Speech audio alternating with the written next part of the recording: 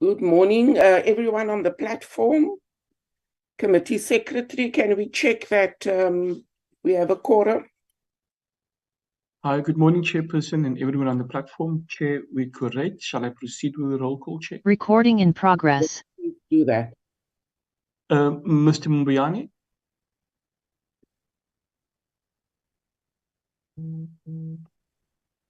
Chairperson, good morning. Good morning, colleagues. I'm present. Thank you. Morning. Chairperson, Ms. Muatse.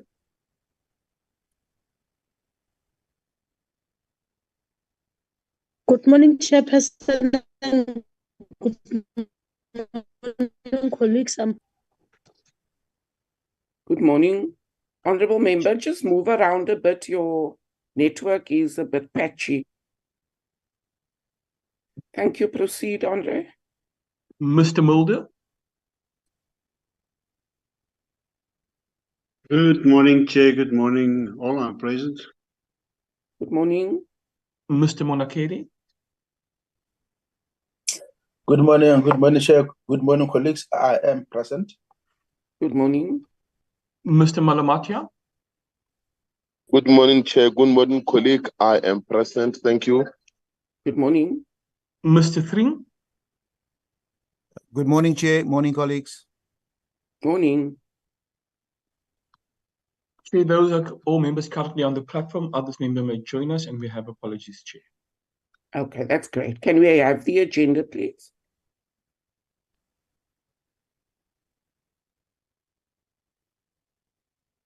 Thank you very much. Can we table the apologies received, please? Okay, we have an apology of Mr. McPherson. He will be joining us. He will not be joining us today because he has party business. And we have an apology of Dr. Ntwani. She will join us. She's flying in this morning, so she will join us later, Chair. Those are the two apologies I currently have, Chair. If I do receive others, I will communicate that to you. Thanks, Chair. Thank you. So that is the agenda in front of us. And can we just check members? So we're looking at NLC and SABS. Can we just ask for a move and a seconder for the adoption of this agenda, please?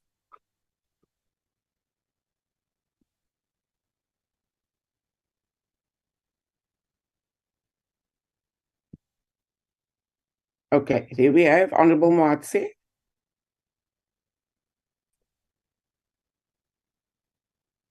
Thank you very much, Chairperson. I move for adoption of the agenda.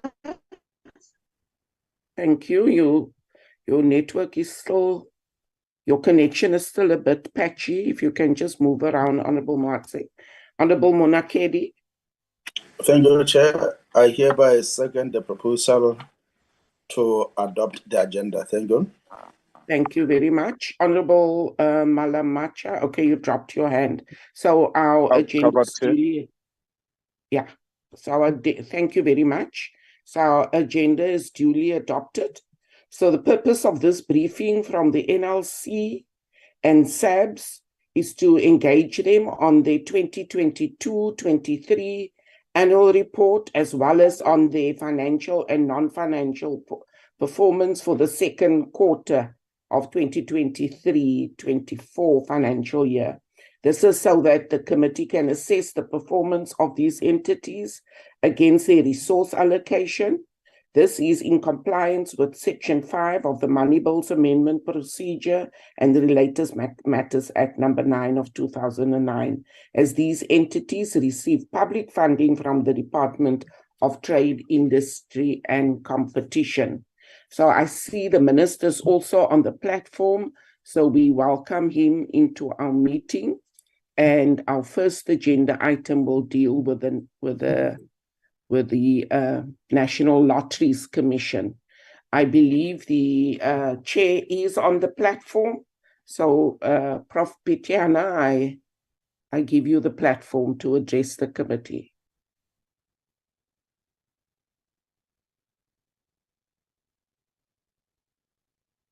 You may unmute yourself, because we can see your video, but not your sound is still off. Or, can you now hear me?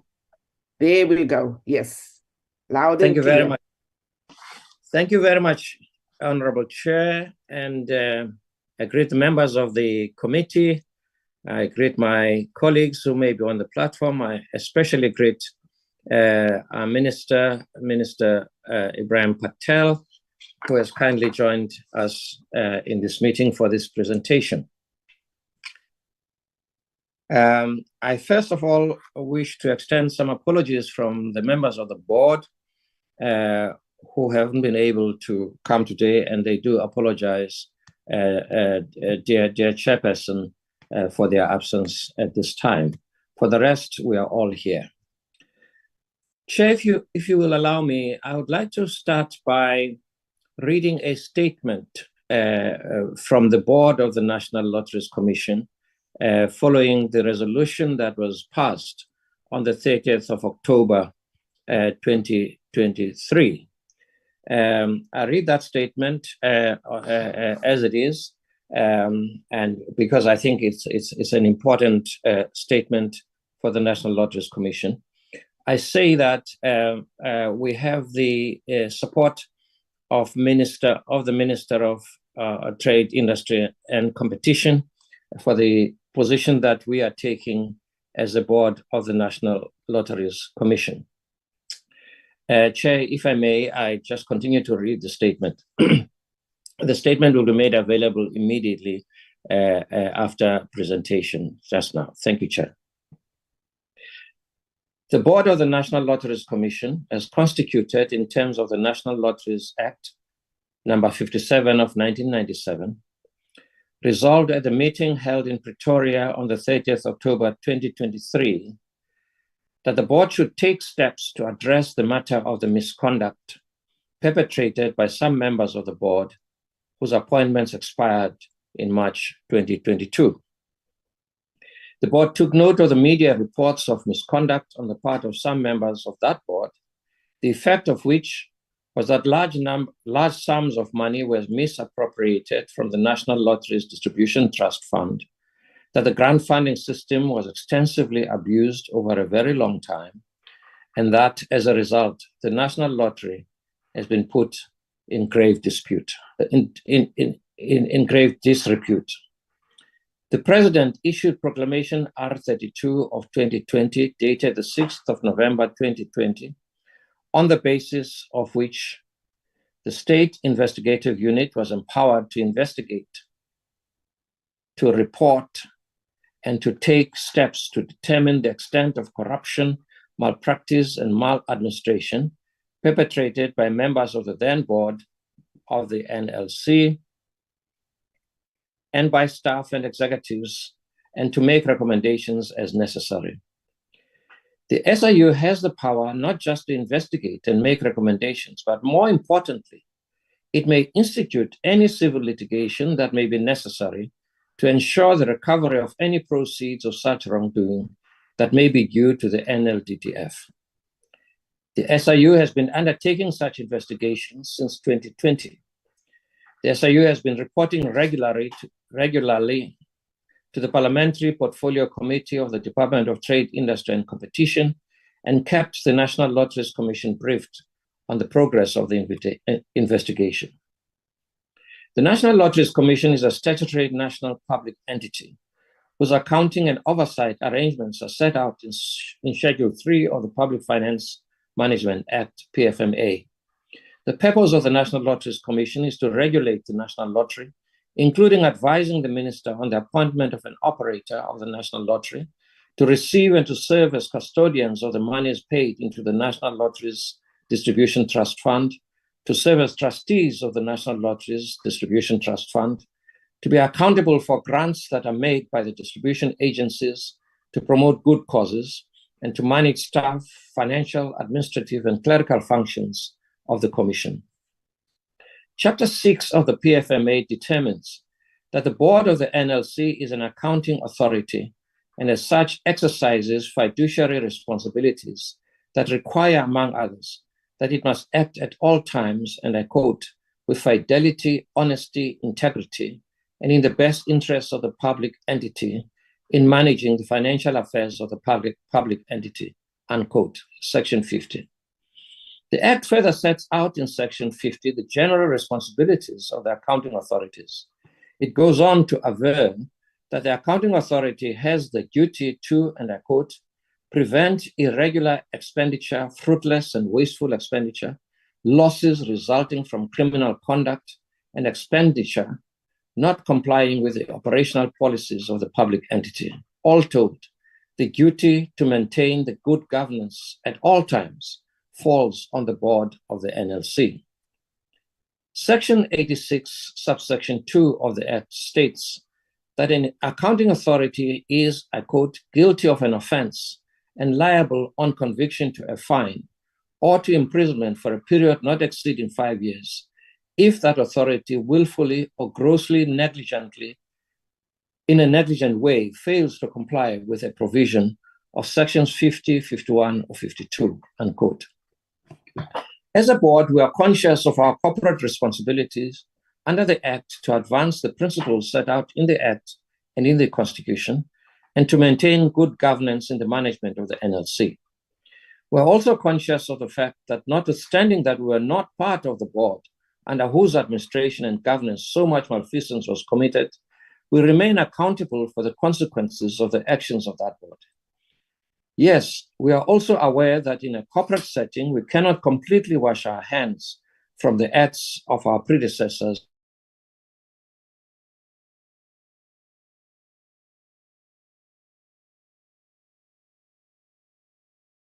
not in the best interests of the public entity. It is for those reasons that we believe that we are honor-bound to take actions when evidence transpires that the actions of members of our predecessor board were in violation of the Act, in that they failed to undertake their duties and responsibilities with due care, honesty, efficiency, and moral character, such as to put at risk the organizations that they were appointed to serve. We take seriously our duty in terms of the King Code of Corporate Governance to the extent that it applies to state entities. We are aware that the law allows that any director, as in this case, but who has acted in an egregious manner against the principles of the Act, should be declared a delinquent director.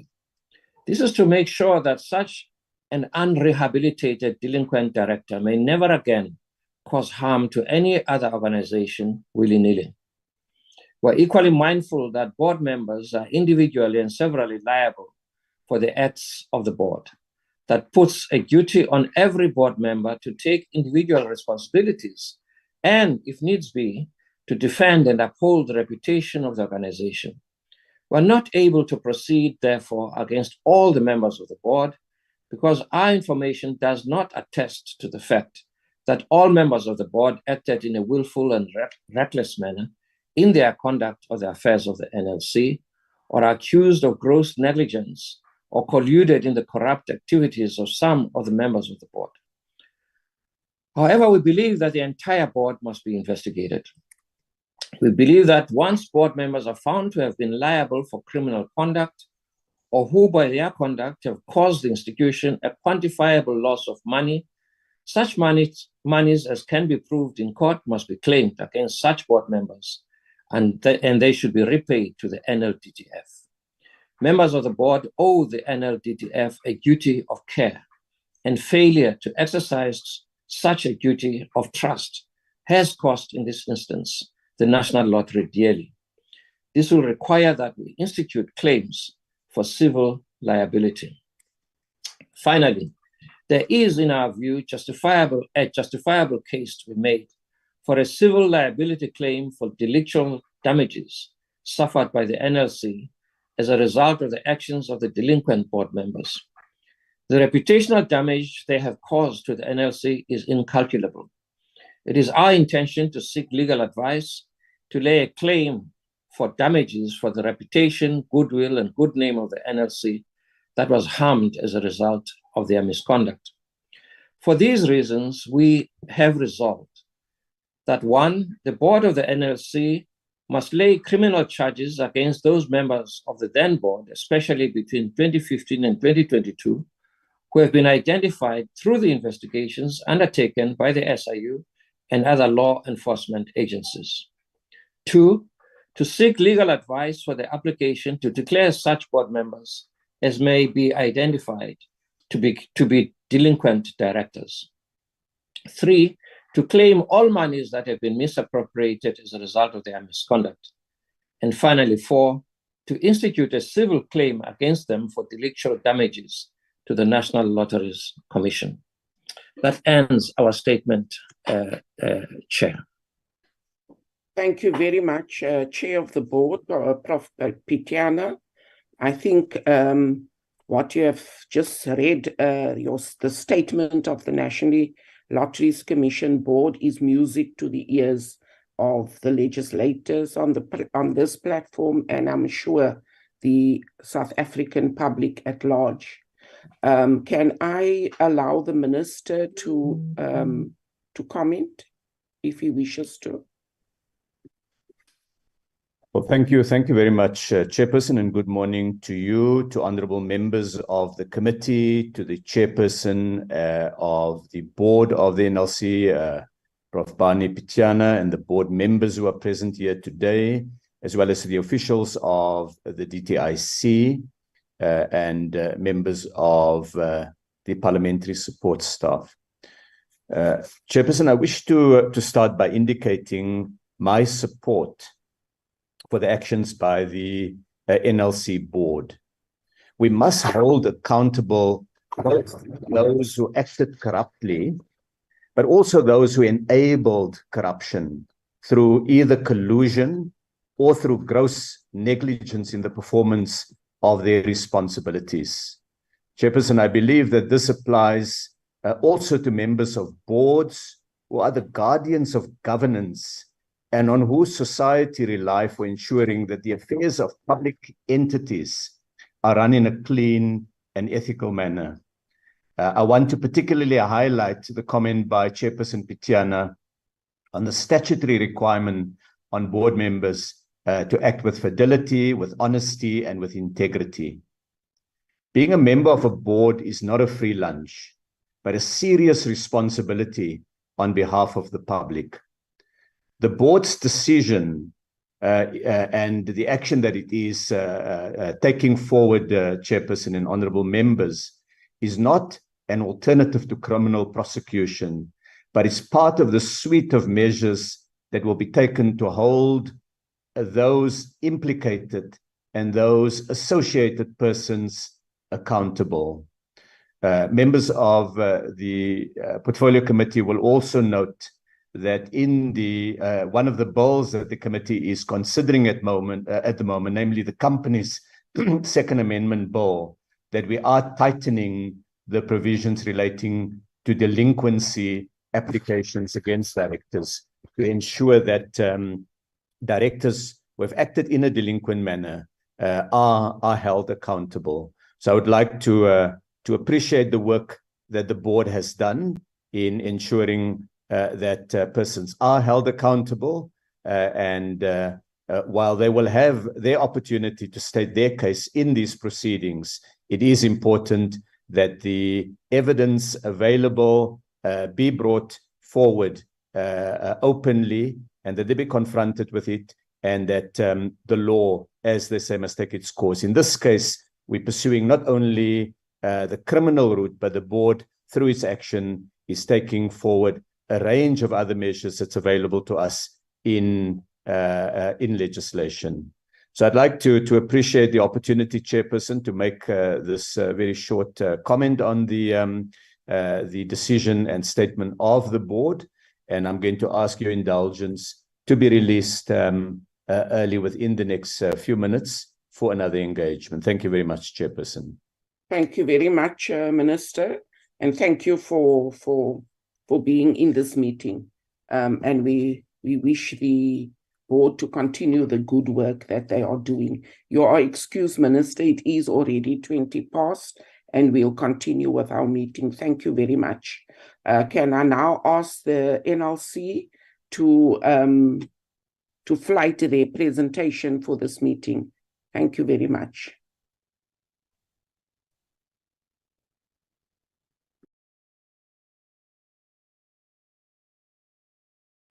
Chair of the board, you are muted.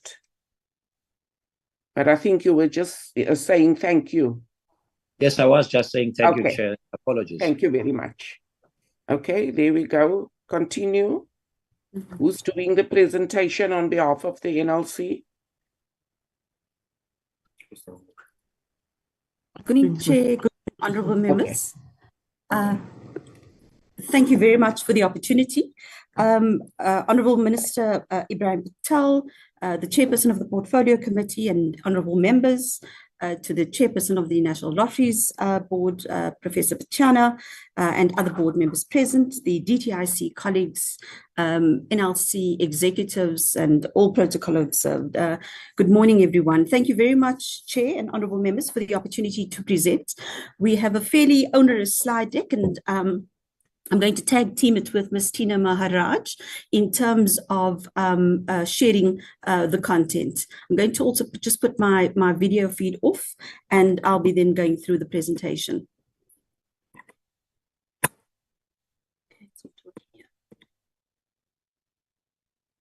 Sorry, I'm just having a challenge with my mouse. Screen doesn't seem to be moving. All right, thank you. Chair and honourable members, I'm not going to spend too much time. I think this is just an indication of the NLC board. This is the team that we have convened in the boardroom, who will be also present and available to answer and respond to questions. The overview of the presentation, I think it's just going back to our mandate and what we are called on to do at the NLC, our annual report, and then our quarter 2 financial and non-financial performance, and then 1 or 2 other matters. Our mandate is from the Act, and it's threefold. It's around regulation, it's around education and distribution. So we regulate the National Lottery, other lotteries and sports schools. We've got a very extensive program in terms of implementing educational and information awareness measures to the public and to our targeted beneficiaries around the National Lottery, other lotteries and sports schools. And then a big focus of the work is around grant funding, which is our distribution leg. It's looking at the proceeds from the NLDTF and ensuring that these go to good causes. We are the sole regulator for the lotteries and sports pools within South Africa. In 22-23, disbursed around 1.2 billion to beneficiaries across South Africa. And that makes us the largest grant funder within the borders of the Republic of South Africa. And then also just looking at our mandates, we are driven by the vision of social upliftment anchored both in the NDP, the United Nations Sustainable Development Goals, and the AU vision. Moving then on to our annual report, this is just a recap in terms of the core mandate. We're going to be looking just at some highlights, performance information, financial information, and then the report on the audit. Under Programme 2, our regulatory compliance division, they've been able to investigate 100% of all identified and reported lottery schemes. They've also been able to conduct 802 retailer inspections off a target of 700. And we've been able to generate through the registration by NPOs for society lotteries, 57.9 million. I think as we go forward, this is an area that we're really wanting to ramp up significantly internally, because it's a mechanism and it's a vehicle to enable NPOs to become self-sustaining over the long term. In terms of our grants funding division, we've been able to complete 2,336 monitoring reports. I think this is a critical area. I think the Portfolio Committee will remember that in the past, we had indicated only 20% of the beneficiaries would be monitored. We've now implemented 100%, both pre-adjudication site visits, as well as 100% monitoring of all projects after the fact. And this is, I think, also to ensure that we are able to look at the impact and then learn lessons, and then, you know, plow those lessons back in terms of the way in which we are organized and we work. Moving then on to the performance information under Programme 1, this just is a list of all of the programs that's captured under Programme 1. So it's essentially a lot of our core support functions. In terms of what was achieved for 22-23, What we've done internally is there's been a massive focus on looking at process optimization, understanding what the business is. And so we've launched a fairly ambitious project. It's called NLC 4.0, and it's intended to modernize not only the environment internally, but also to provide different platforms and different options for our beneficiaries. And so a lot of the work is geared around understanding the business and how we can best optimize that. And so in terms of the people strategy, there's a future fit people strategy. We've been able to ensure that there's alignment in that.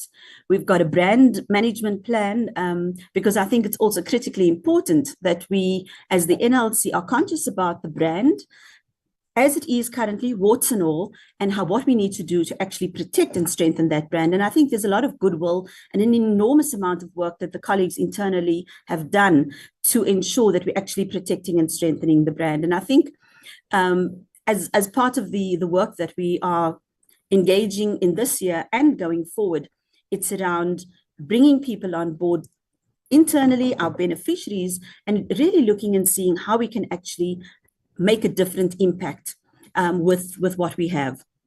One of the areas that we've not achieved is around developing strategic partnerships at both national and provincial level. This is an important area of work for us. We can't achieve all of this on our own. And so we need to look at a few partners with a kind of similar philosophy and a mindset, and also wanting to really make an impact on the ground, and then see how we can partner and actually get a bigger bang for our buck. And so we've only been able to achieve 4 out of 9 strategic partnerships in the 22-23 year, and this is work that we actually are continuing to undertake in this year. In terms of grants paid within the regulated 60-day timeframe, we've been able to achieve 93%. In terms of the ESD programs, we've been able to achieve 3 of those. And this is around, creating inclusion and growth. Critical to the modernization drive, the NLC 4.0, is around digital transformation. We've been able to formulate this strategy. And I think where we are in the journey, and I'll chat a bit about that later, is that we're really needing to work with tech in a very aggressive way to enable us to increase our reach as well as increase the kind of impact that we have. In terms of program 2, this is our regulatory compliance, and these are the colleagues that actually go out and go to the retailers, check whether terminals are working, and whether the lottery operator is acting in accordance with the license agreement that has been signed with the minister. We've been able to achieve and implement both the National Lottery Monitoring Matrix as well as the Sports Pools Matrix. And we've been able to also look at 2 regulatory activities and decentralize those to the provinces. We have a national footprint, an office in all of the provinces. And so it's also making sure that we capacitate and bring our provincial offices on board. I think there's been quite a bit of disconnect in the past. And so, we're all working for the National Lotteries Commission. And so how do we make sure that everybody is capacitated and able to deliver on our mandate? I've already spoken to the retailer inspections, and then we've also been able to, in terms of preventing harm to participants and player protection, is looking at all of those reported lottery schemes and investigating those. In terms of program 3, and this is the other heartbeat, so we've got the regulatory division is the one side of the heart, and then our grant making or our grant funding area is the actual operations, the nuts and bolts, and it consists of the head office operations, our M&E, all of our 9 provincial offices, and then also the distributing agencies. In terms of our adjudication processes, 61% of applications we've adjudicated within the 150 turnaround timeframe, and then the remainder we have not achieved that. In the 23-24 financial year, we've introduced a risk-based model.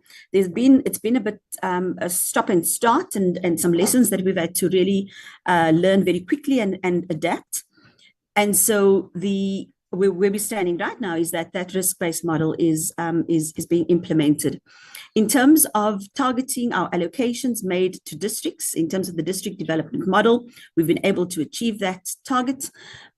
In the coming financial year, I think there's quite a bit of work that we're wanting to do once we've been able to just consolidate our data, is to look at how do we deepen that district development model in a very real and a very practical way that serves to help communities and our beneficiaries achieve their targets. And then I've also spoken to the monitoring reports that we've completed. So the two targets that we haven't completed in the 22-23 financial year was around these strategic partnerships, and then in terms of our adjudication processes. Moving then on, so this is just a pictorial representation. I'm going to hand over to Ms. Tina Maharaj just to talk through the financial information. Thank you, Commissioner. Good morning to the Minister, Honourable Chair and members of the committee, Chair of the NLC Board and board members, the DTIC colleagues and fellow NLC colleagues. For the year under review, from a revenue perspective, we closed the year ahead of budget, 132 million ahead of budget. The majority of this came from our share of ticket sales, which was just over 1.6 billion for the year. Just go into a bit of detail. Revenue from ticket sales increased by 1% to 1.66 billion for the year. And the primary reason for that was as a result of the new online sales partners and high jackpot prizes that drove player participation for the year. In the previous financial year, there were 12 notable jackpots of significant prize money.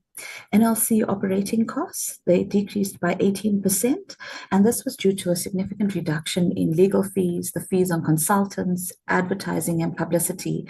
And if members will recall, I think this was as a result of the contracts that were terminated due to irregular expenditure and contracts that were previously contracted at significantly higher rates than we would normally contract on. In terms of fruitless and wasteful and irregular expenditure, we had to do a review of the prior year irregular expenditure, so 21-22. Given the fact that we did have a qualification and a completeness of that number, we therefore identified 148 million rand worth of irregular expenditure in the current year that related to the previous financial year. So we disclosed 175 million rand worth of irregular expenditure for the 2021-22 financial year and 94 million rand for the 2022-23 financial year, and majority of this related to non-compliance with the public procurement regulations from 2016-17. In terms of grant allocations was mainly attributable to the moratorium that was placed on proactive funding during the year. And the provision for allocation by distributing agencies have increased by 268% in the current year due to current year allocations being delayed and payments being delayed due to the additional controls that have been implemented in the grant funding space. This is primarily as a result of introducing site visits, so pre-adjudication site visits to ensure the validity of projects and ensuring that we implement robust processes before we make payment to a beneficiary to ensure that payments are going to valid beneficiaries. In terms of cash dispersed, we closed the previous financial year with 1.4 billion rand worth of cash disbursements. In the current year, we're sitting on 601 million. And the decrease in the current year is due to the additional controls that have been implemented, but we do expect this to ramp up as we head towards the last quarter of the financial year. There have been procedures implemented within the organization to ensure we catch up and we can disperse all the grants that have been assessed by the 31st of March. In terms of expired and unclaimed prize money, you'll see an increase in that figure to 155 million rand. And this was due to 3 notable sized jackpots that did expire and were then reimbursed back to the NLDTF. In terms of the winners group, 33% decrease in the winners group in terms of unclaimed prizes. And that's because we find that more winners are claiming their prizes when compared to the previous financial year. And the operator continues with campaigns to communicate on various platforms when prizes are won to ensure that they don't expire and that the beneficiaries or the winners do claim their prizes. In terms of funds raised by society lotteries, there was an increase of 8% in that number. You can see we closed the year at 53 million and we're currently sitting at 57 million rand year to date, September 2023. And it was due to new societies that were approved for the year, and they've managed to successfully conduct their society lotteries schemes. There has also been increased support from players who bought tickets to support these schemes, and society lottery ticket sales are mainly driven by the promotions at shopping malls and events that are attended by the general public. In terms of society lotteries, there have been no movement in terms of the fees received from the prior year. And I think the NLC is focused on creating an education and awareness campaign on these society lotteries so we can assist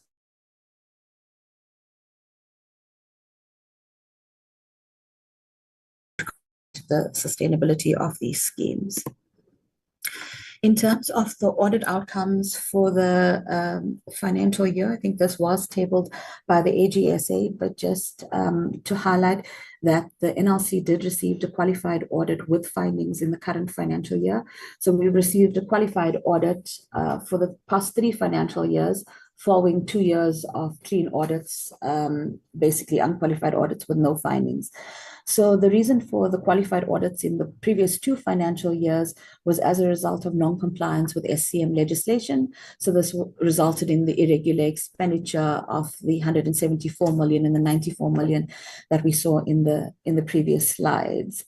In terms of 2022-23, the qualification that we received related to grants, with particular emphasis on grants related to proactive funding.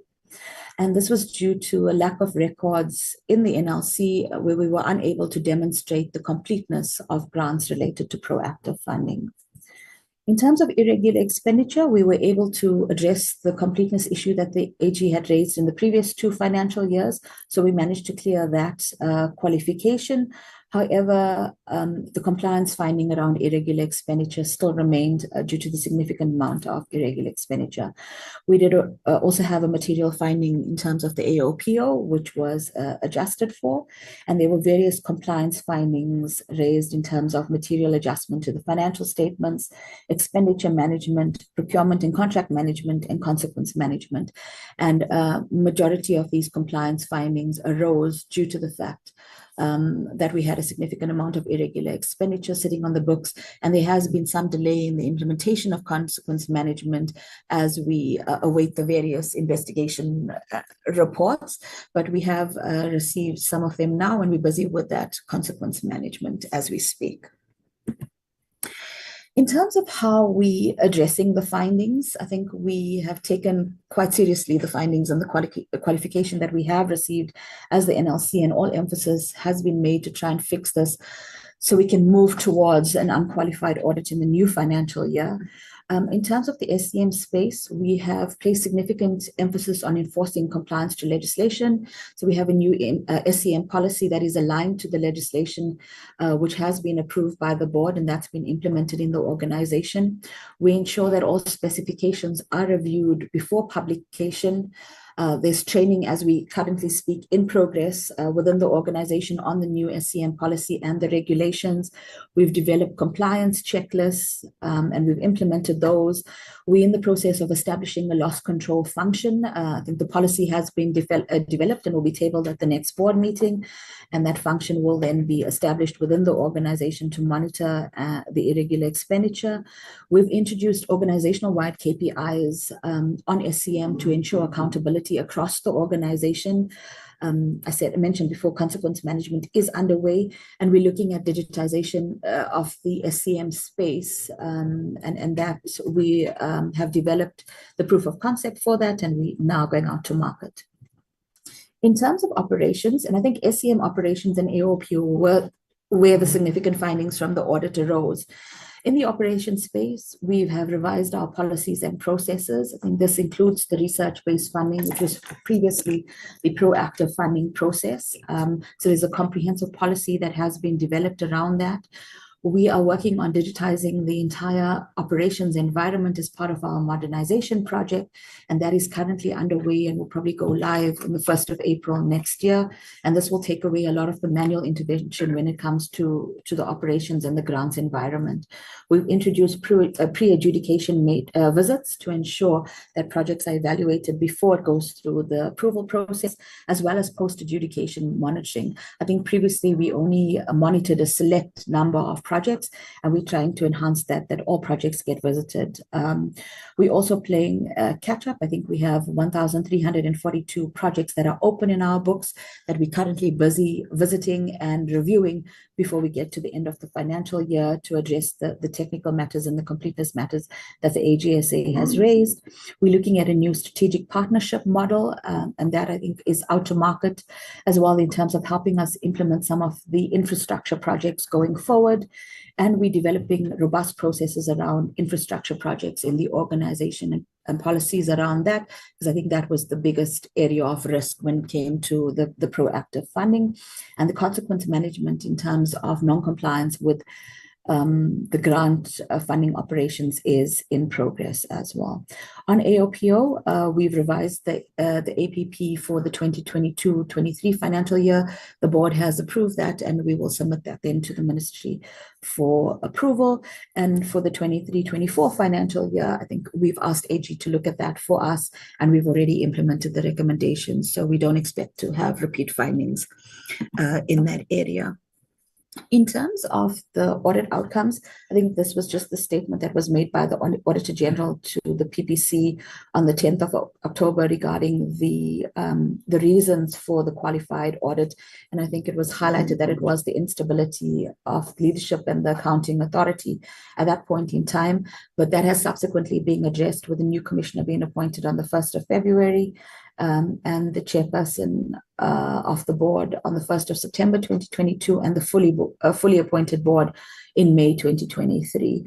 So under the leadership of the commissioner and the board, I think we're confident that we are making strides in addressing the issues that have been raised in the past. I'll hand back over to Commissioner. Thank you. Thank you, Tina. Chair, honourable members, our overall performance in Q2 is quite subdued. It's standing currently at 54%. Quite a few targets haven't been achieved. These are primarily related to capacity constraints in certain areas. I think where we are institutionally, it's also a really difficult time internally. We are taking consequence management. People have been getting warnings, and there's corrective counselling. And this has resulted in some colleagues feeling, they've put their hands up, they're assisting the organization, and now they're getting beaten down. So there are lots of dynamics currently internally that we have to manage, and we've got to be mindful about that. But we also have legal obligations, and we also have to ensure that we ourselves follow due process. And so the organizational redesign, we have a strategy. We're busy now looking at the actual structure and what this entails. A number of new roles are emerging, and I think that's quite exciting. We've had quite a few colleagues internally putting their hands up and saying, actually, you know what, I'd like to be skilled in this area, even though it's not a formalized opportunity, but I'd like to actually contribute to turning the NLC around. And so we're seeing quite a few of those individuals coming up, putting their hands, getting trained by the consultants that we have on board, because we've also built in a very strong skills transfer process internally, that if we bring in somebody, we then actually have to capacitate the actual staff internally. We haven't achieved the end-to-end processes for HCM. What we've decided to do around this is we've prioritized certain areas. Grant funding is the heartbeat, the operations, and I think that's where all of the fraud and corruption took place. And so we needed to go in, really understand that, and spend a lot of time before we even saying, we actually want to go out and procure a new ICT system for that. And so the fraud risk assessment, the service provider is currently on board, and together with our internal audit findings and from the AG, as well as from all of the other forensic investigations that the DTIC has commissioned, we are now getting a much better understanding of where are some of those fraud risks and what are the internal control gaps that we need to plug. The second one that we've not achieved relates to the lifestyle audits. As at the end of Q2, we had integrity tests done internally within the organization. The figure, as it's standing now, is 245 officials internally have voluntarily participated in the integrity testing process. 39 have declined. We are looking at that report to identify where the internal gaps are, and then how can we best address those. The one that we've not yet achieved, and the board has endorsed this, and we need to take this back to the board, I think, before we break in the December holidays, is around the lifestyle audits. We're currently busy developing a policy. The policy is based on the public service framework and guidelines for lifestyle audits. And we are hoping that before we close for December, that this we could take this to board. And the intention is that we would do lifestyle reviews, lifestyle audits, and lifestyle investigations, depending on the level of risk that we are exposed to. In terms of the grantee application survey, I think Tina mentioned that the research panel was declared irregular, so we've had to revise the terms of reference and go out to market. And in that process, the timing was an issue. I can report that the survey is currently underway, and we are expecting a draft report as at the end of January. In terms of our digital transformation strategy, we are on track with that. We've been able to develop a proof of concept. So before we even looked at designing the system, we've developed a tech stack. We've gone out to market to actually check and see, is this tech stack feasible? Is it doable? Is it something that the market can respond to? And just a big thanks to Advocate Vala and the CIPC team for assisting us. We've also leaned very heavily on the ICT expertise within the DTIC group to help us with this. So just a big thanks to all of the colleagues for assisting us in this space. So in terms of our digitization solutions and the platforms, the tender is currently out in the market, and we're hoping then to bring in a new system, a new ICT system that has all of the functionalities and capabilities that we require internally. In terms of the national lottery and the sports ball monitoring matrices, these have been implemented. I mentioned earlier, big part of our drive is around stakeholder engagement, around the harmful effects of gaming and gambling. And so we've been able to reach 527 stakeholders in the process. The overachievement is when we put out the call, we have X amount of people that we would like to target, but then often there is a lot more interest.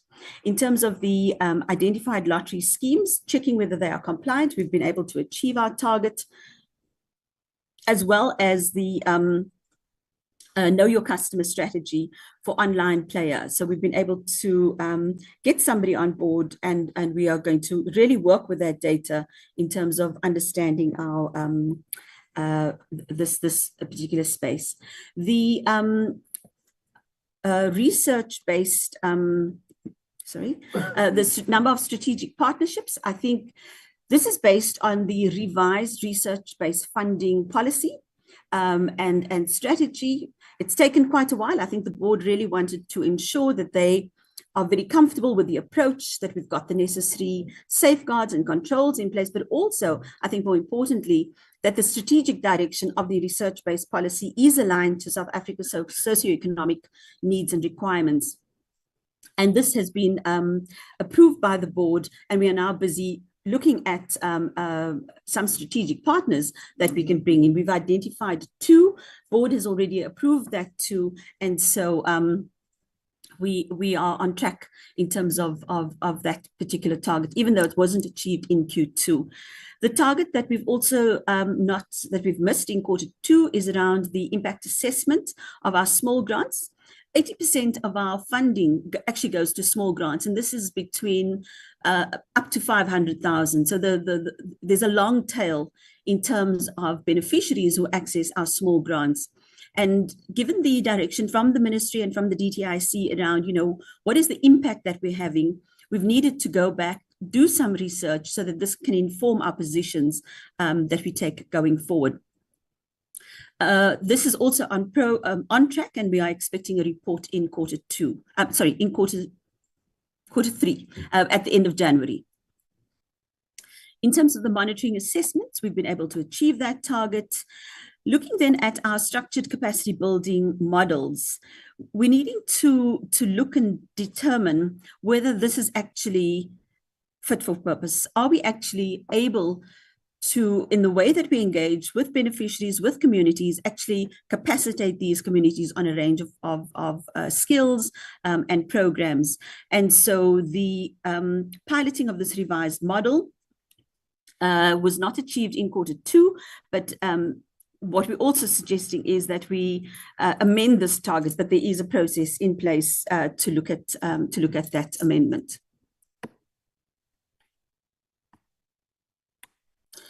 In terms of our modernization journey, there's a number of key phases that we've identified. So the first one is just for us to understand the nature of the business. What are we actually doing across the various organizational components? We've been able to look at areas of risk. So we've had to, we can't look at the entire organization. We've had to segment and look at these really in terms of what are the priority needs. And so grant funding, we've also then focused very heavily on supply chain management, and then the rest of the divisions will follow suit. And so the first process is, what are we actually doing? And is this efficient? Does the as-is take into account the internal controls that have been identified by internal audit, by some of the forensic reports?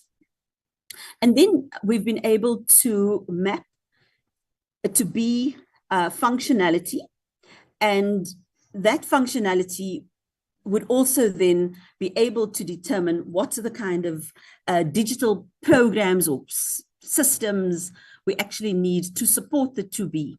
And so a lot of work has gone into the as-is and the to-be. We've also been noting that there's a massive disjuncture between what people are actually doing and what is contained in their role profiles or their job descriptions. So there's a big piece of work that we also have emerged to look at is, how do we then align this, that we focus on individuals actually doing the work that they have been employed to do. So there's quite a lot of work that's been done. In terms of so we've had to define what we want, and then we're currently in phase 2 in terms of the solution implementation, looking at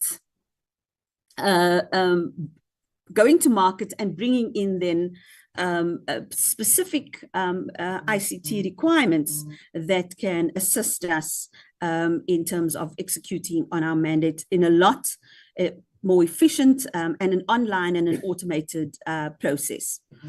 The third phase around this is then obviously the testing. The approach that we've taken as well is, so we've developed the kind of interface or the Excel spreadsheets, and we're wanting to test this with our beneficiaries. So we've actually convening a beneficiary workshop in the next 2 weeks, where our frontline face or the interface where people would engage with, we're wanting just to test whether it's something doable, whether it's going to be too onerous on our beneficiaries, and then what's some of the feedback, because we have to co-create these kinds of solutions. We can't just go out and say, this is how we want things done, and it's not fit for purpose in terms of the people that we are called on to serve. And so a lot of the work is around the modernization. It's not just on the ICT. It's also, as I've indicated, the processes, but also then the people. What are the kind of skills that people require? How can we then assist them and enable them to work in a different environment, especially once we start with our online processes. So I think where we are with Q2, I know the team is very concerned about this. It's standing at 54%.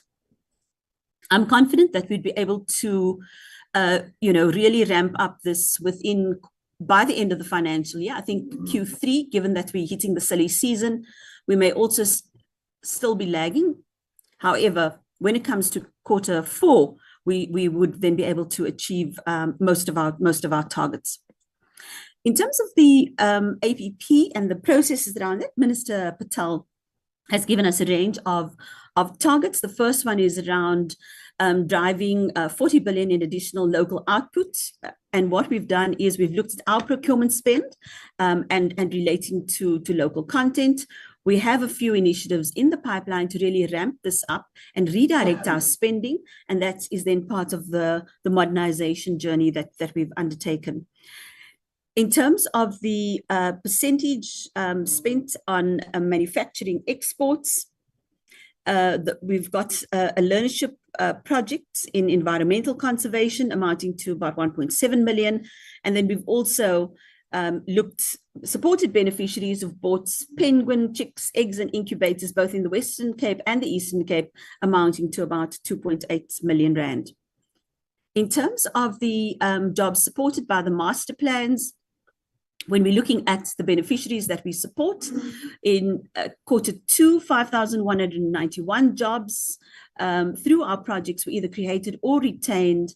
And out of this, 3,528 were permanent jobs, while 1,525 were temporary jobs. In addition, we've also been able to create 107 secondary jobs.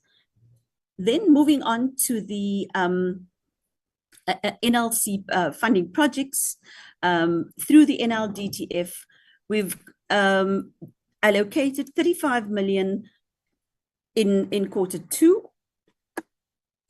In terms of the case studies, we have a target of 200 for the year. We've divided this into 50 per quarter, and we've been able to package 51 stories in terms of the impact and the work that these beneficiaries are doing. Our chairperson has also been quite instrumental in leading the engagement to various provinces, looking at some of these projects, and many of these projects are actually absolutely amazing. When you're looking at the kinds of models that they've done, where they are located, and the kinds of impact that they're having on the community, particularly some of the ECDs that we've visited, they really are moving into a different kind of ECD, which is integrated into the community. It's bringing in elements of sustainability like food gardens, solar panels, the use of solar, different water techniques that they're using. So there are some really good stories, and this I'll just touch on a few at the end of the presentation. Education and awareness, we've done 57 across the 9 provinces in Q2, and then that, I think, in terms of the our expectations from the DTI's expectations of us, it's 95%.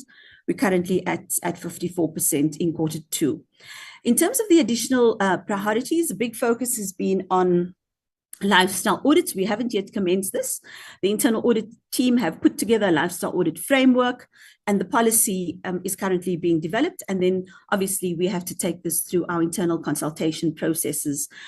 And the intention is for us to start our lifestyle reviews based on a risk-based model. An internal audit has already articulated the elements of that internally for us. In terms of the old proactive funding, and the focus now is on research-based funding. There's still a moratorium in place.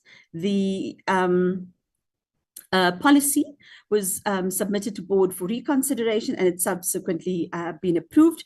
And then I'd also spoken about the strategic partner identification has had to be realigned to the board's directive, and we will start that process to bring in some partners who can help us in executing this. In terms of the strategic direction that the board has given us, it's around food security, it's around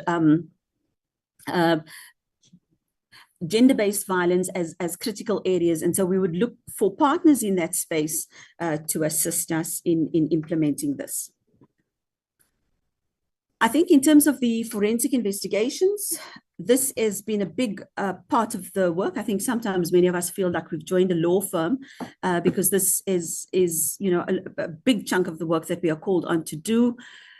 The internal audit team have put together a comprehensive list of all of the service providers where in terms of legal services, ICT, public relations, and we are looking at going through each of these in a very systematic way and then reporting on what is found in this space.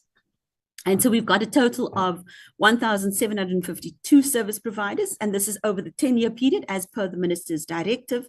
The total amount is 1.7 billion rand, and we are already looking into those payments that have been made in terms of the legal firms, IT, PR, and then additional consulting firms.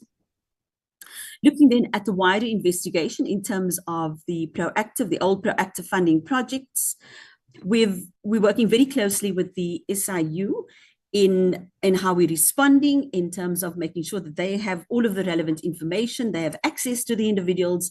And so we have responded to 167 requests from the SIU relating to both the old proactive funding as well as the application-based investigations. In terms of the contracts and the channels of payments, we'll be performing this in the third quarter. Looking then at the investigations in the regions, we've identified a total of, we've done a total of 16 site visits in those provinces, and this is continuous work. So this is the work by internal audit, which is an independent area of work. There's a direct reporting line into the Audit and Risk Committee of the board. And so this is in addition to the monitoring and evaluation, as well as the pre-adjudication site visits.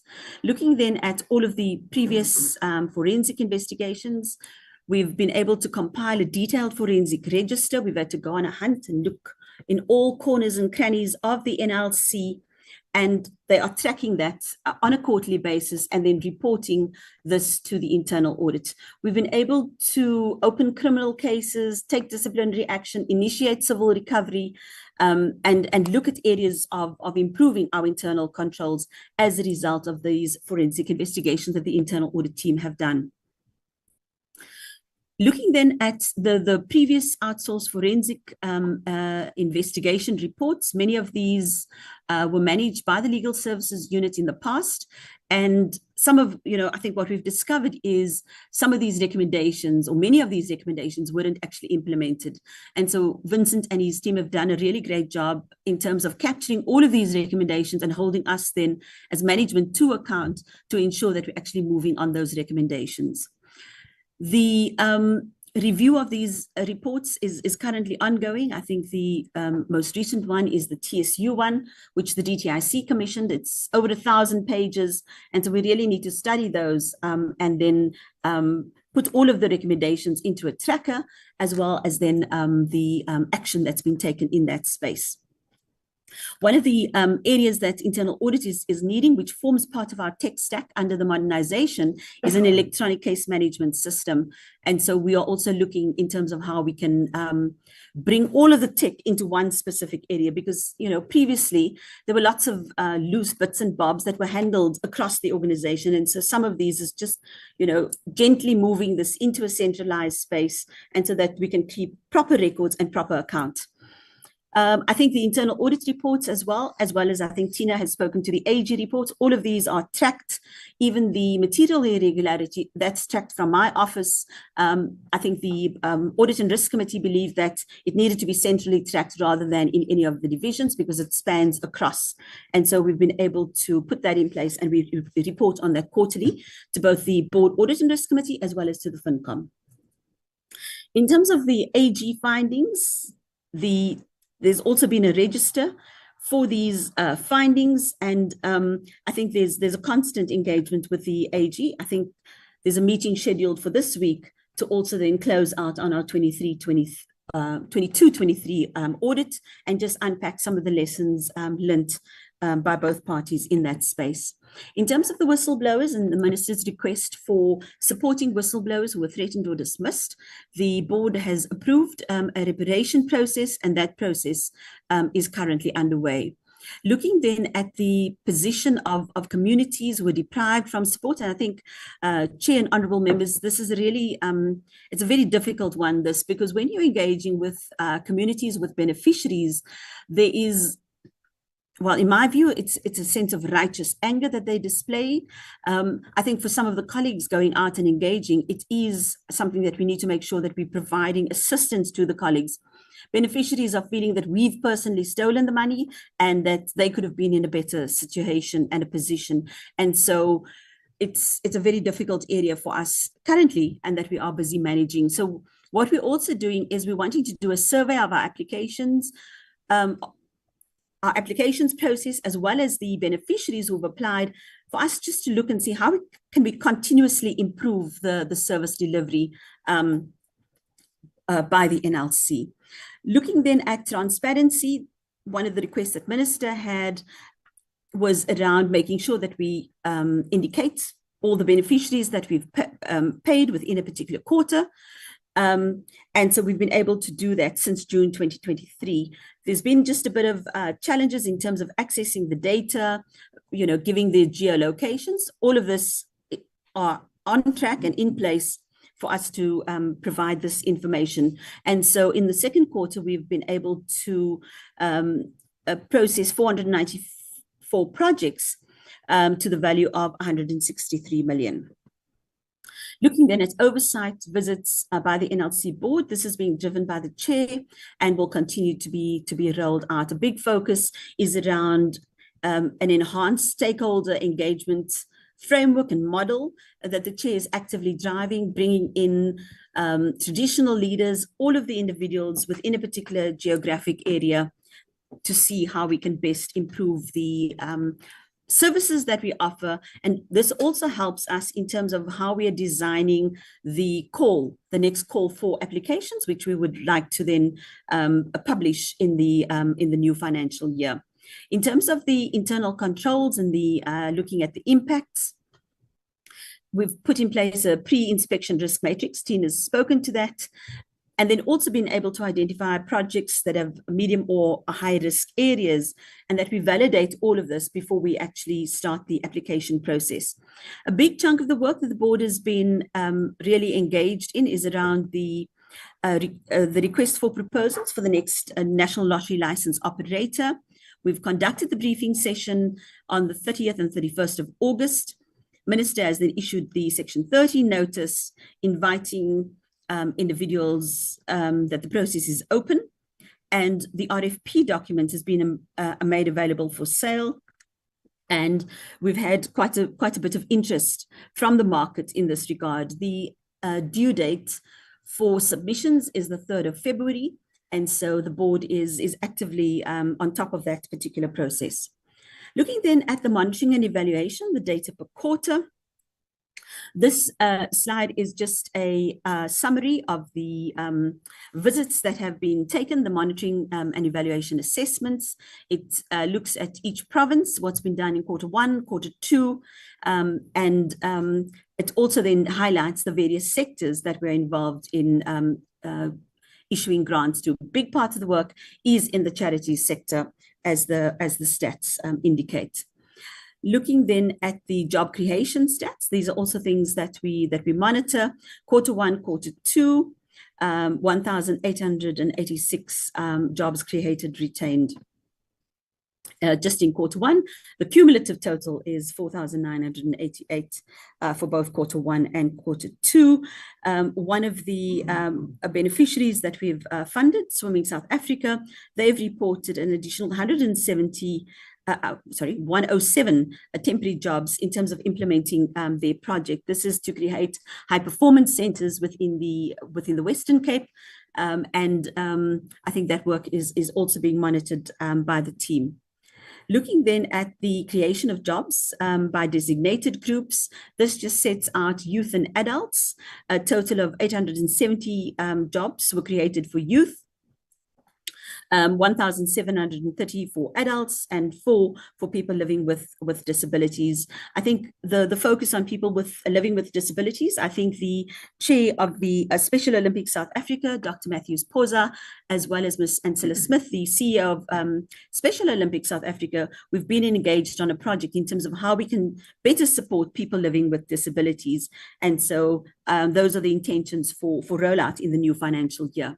This is a list of the graphic representation of all of our workshops in terms of the post-adjudication compliance, and it also serves to guide in terms of our branding and also going back to communities, because people often, when I join, people would say, you know, I play the lotto, but I don't know anybody in my community who's benefited.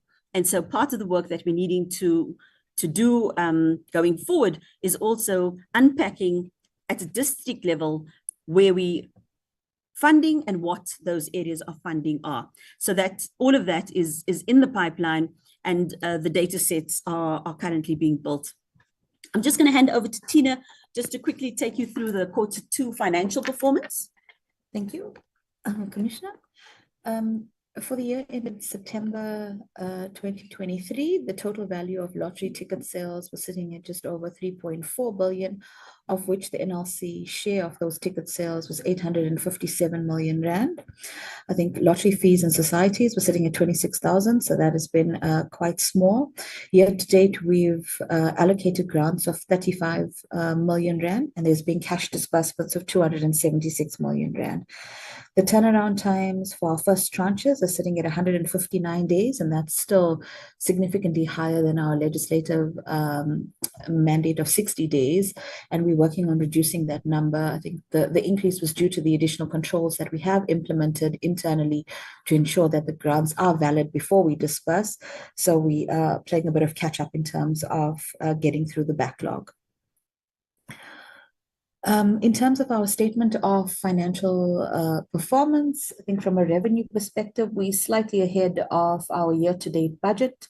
I think our revenue from our share of ticket sales is 4% behind budget, and that was due to big jackpots that were won in the current financial year. So the new jackpots are starting at their baseline levels, so you don't see too much ticket sales on the lower jackpots.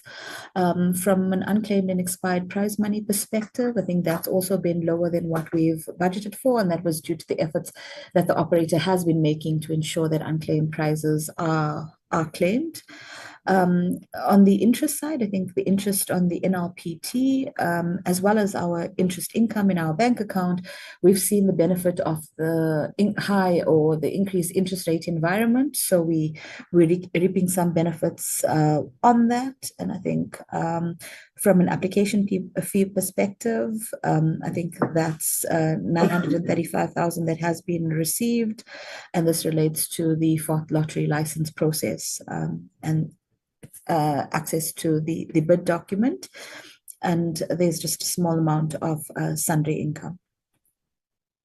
On our expense side, I think we've already spoken to the grants. From an employee cost perspective, there's a 5% variance compared to budget. So then actual figures are lower than budget, and that's due to vacancies that we currently have in the organization, which we are strategically not filling at this point in time, pending the process of concluding the operating model and the new processes.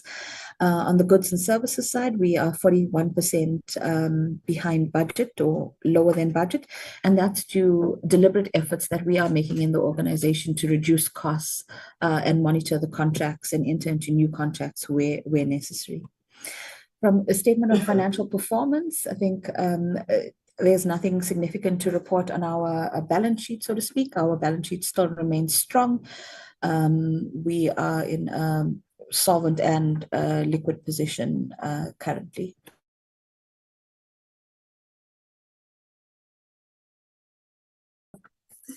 A section of my presentation, Chair and honourable members. This is the projects that we funded in this quarter. Netball South Africa, we had really supported the team, and we had an internal process as well in terms of Netball Fridays, and it was really great. We were able to invite the CEO, some of the team, some of the coaches to not only coach us just in terms of how to actually play the game, but I think they were also sharing with us their leadership journey. And I think this was really, it created a really great vibe internally, where we could all get behind the players and the team. In terms of the an online poetry competition, this was held at the African Waves Festival Discovery, and we've also sponsored this in terms of the arts sector.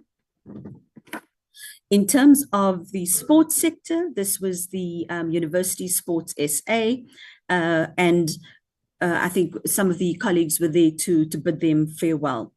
They went to China in terms of the World University Games, and it was an initiative of the Department of Sports, Arts and Culture, as well as the National Lotteries. In terms of USAPO Foundation, they we've also funded them, and I think this is some of the feedback that we've received from this foundation. Special Olympics South Africa, I think I've spoken to this. I think it was about 96 or 97 athletes that went that traveled to Berlin in about June or July, and they actually brought home 49 medals. They were also welcomed to the union buildings by President Ramaphosa. Mameza Community Safety in Gauteng launched quite an innovative project to combat gender-based violence and prevent crime. I think this is supporting the GBV theme with our funds is a central project. And so what we are doing is we're also looking at how we can empower individuals and communities to actually fight this scourge. The Gymnastics South Africa, this is the team. We've also sponsored Gymnastics South Africa.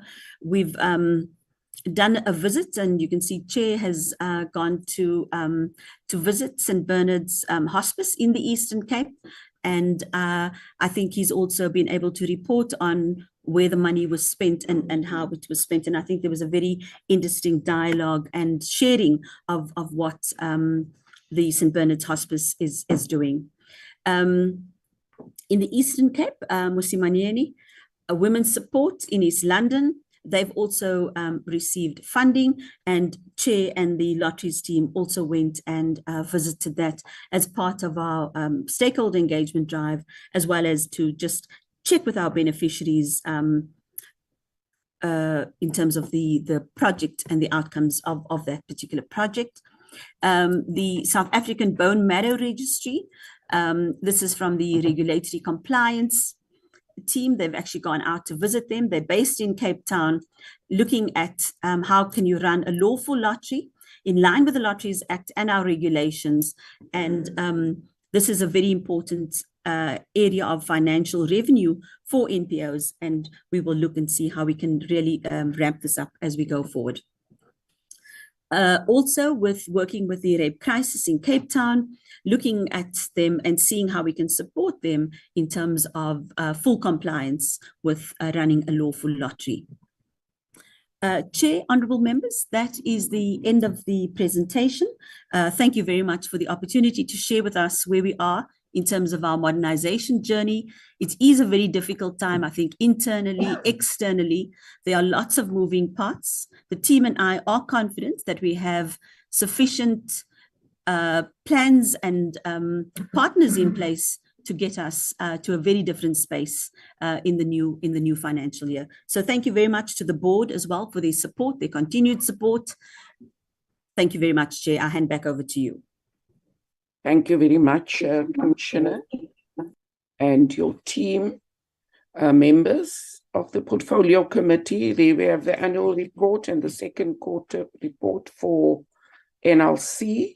I'll take hands for interaction with this report. I see the hand of Honourable Thring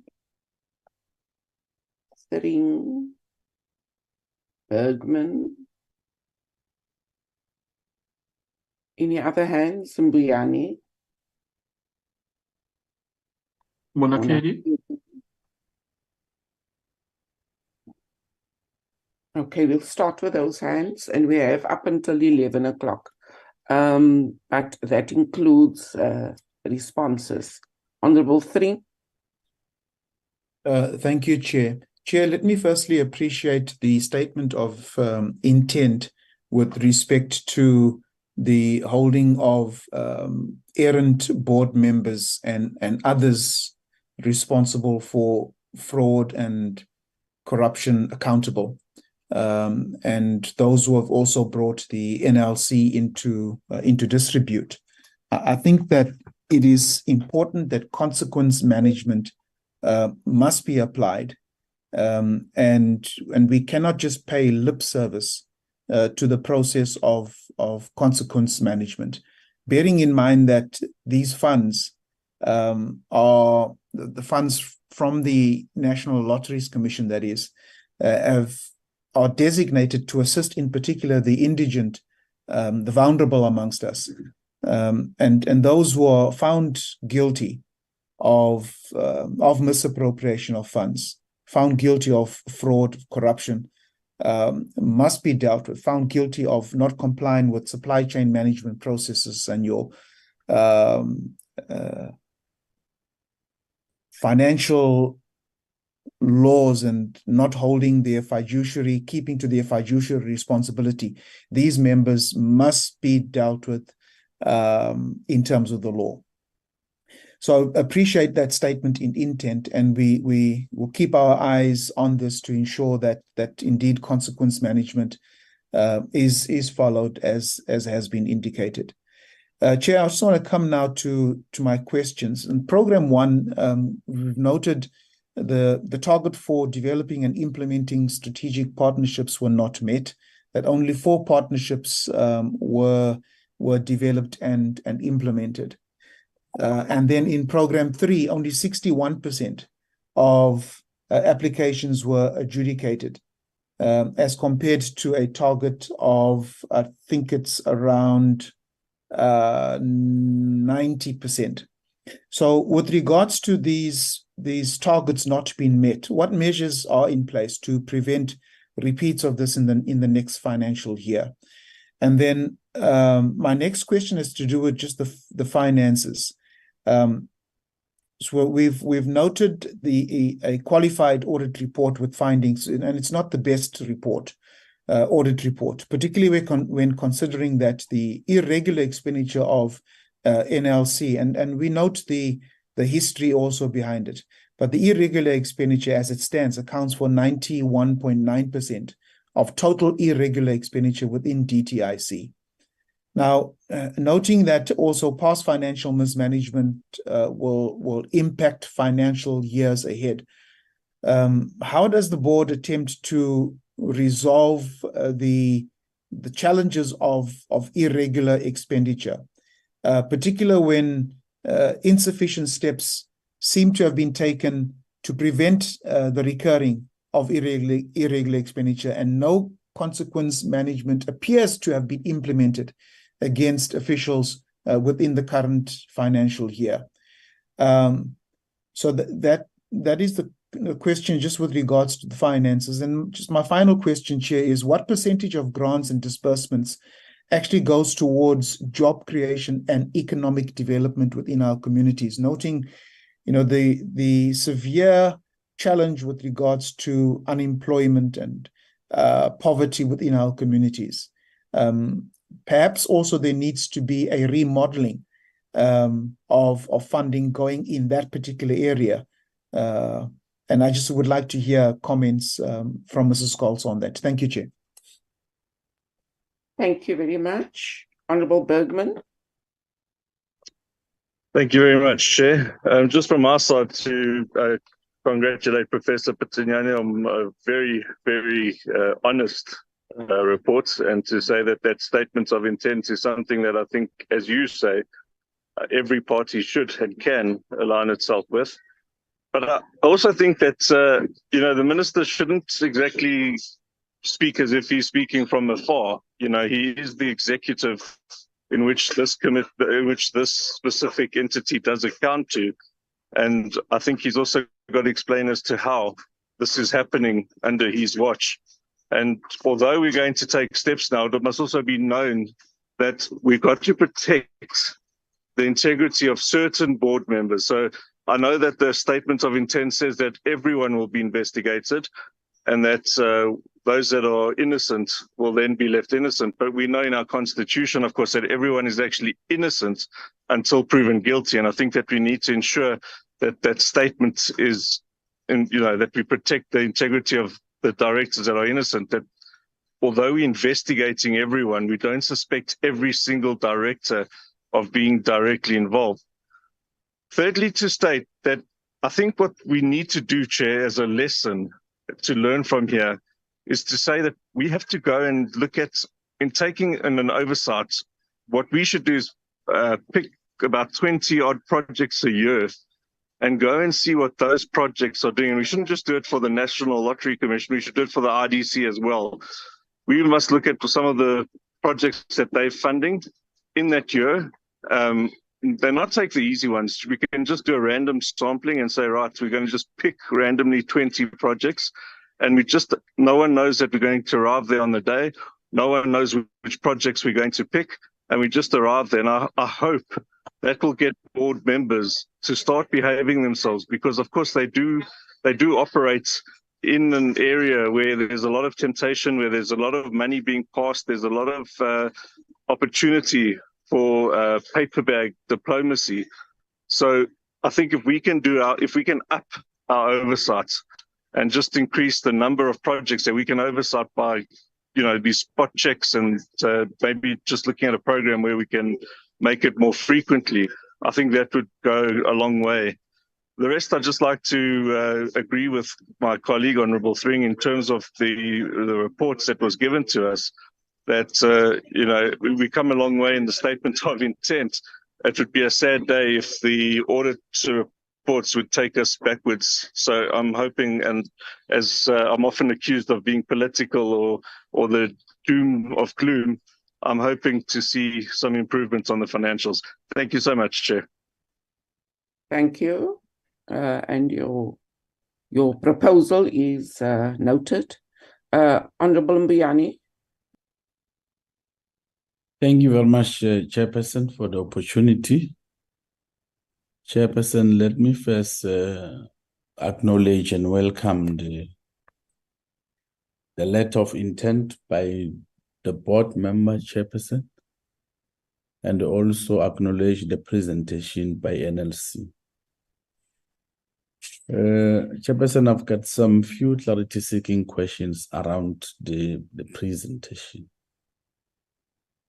One is the step that has been taken by NLC to address the material irregularities, in particular an investigation instituted and the outcomes thereof that measures to the recovery of the 6 million.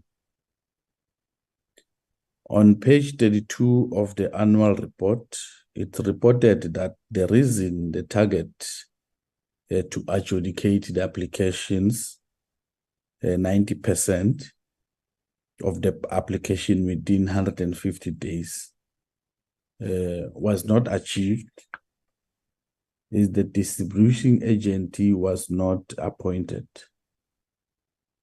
Why the DA agent not appointed for more than 2 months from the start of the financial year? The other one, Chairperson, the AG reported that 434 million of the incurred irregular expenditure had not been dealt with. Can the NLC explain this and why this was not dealt with and whether it has been dealt with since the audit by the Auditor General?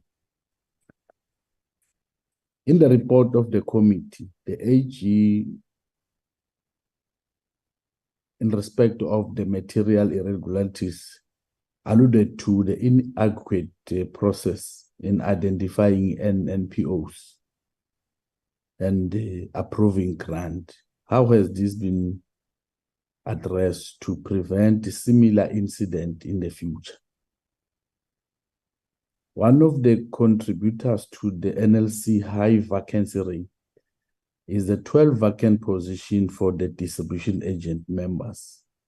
Why these vacancies not been filled, particularly given their impact on the adjudication of the application as evident in the target that was not achieved as a result? Thank you very much. Thank you. Honorable Munakedi. Chairperson, thank you very much. I also want to thank and congratulate the chairperson of the board, Professor Bijane, for the statement of intent that he presented to us at the beginning of the meeting. In particular, I want to welcome their determination to make sure that the good image of NLC is restored by making sure that they take the steps he has outlined, especially around pursuing criminal and civil actions against those who might be found on the wrong side of the law. And I've noted as well the fact that the minister is fully behind them. He supports the board in relation to this particular step, this statement of intent that have been or has been presented to us. So I think we are indeed in the good hands as far as this new board is concerned. And we will be obviously waiting for reports after all these processes so that we are assured that indeed everything has been done to make sure that the past shenanigans and malfeasance are dealt with and will never come back again. I also just want to, as done, I think other issues that I wanted to raise, Honorable Mbiane has covered me. I want to check,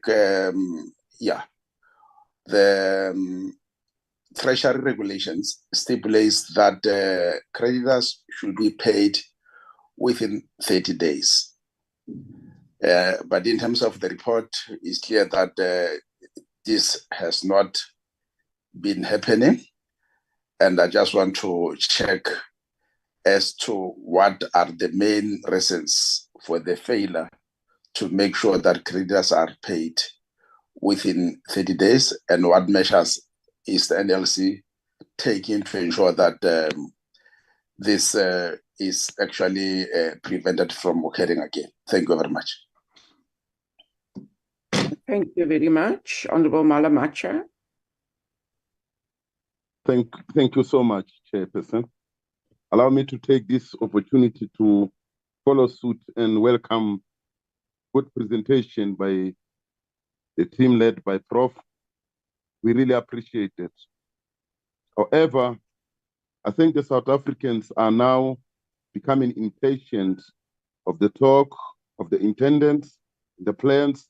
They want us to action our plans and action everything that can really show that we are hard at work and ensuring that we are bringing change, especially addressing what it has robbed them number of issues that has to deal with their own things that were supposed to be gained in a form of improving their life and their living conditions. The issue of lifestyle audits, we will be very much happy to start receiving the progress on it. It will start. It is no longer something that the South Africans are intending to know. Now they want to know who is arrested, how do we get back what was not due to that particular culprit, and it has to be taken, an example must be set.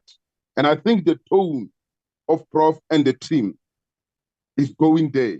Now we want to see this action. It's where people will respect us. Enough is enough. Lifestyle audit must start. And if it has to start in LNC, so be it. The other issue that I will be very much happy to hear, a move as the Ituba contract is approaching to an end. What is it that has been done, progress up to so far, rather to come and wait last minute? That is where we've got a tendency of doing things.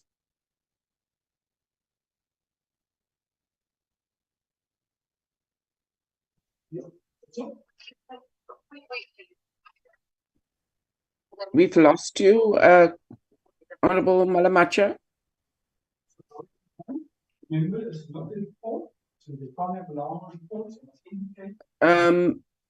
Committee Secretary.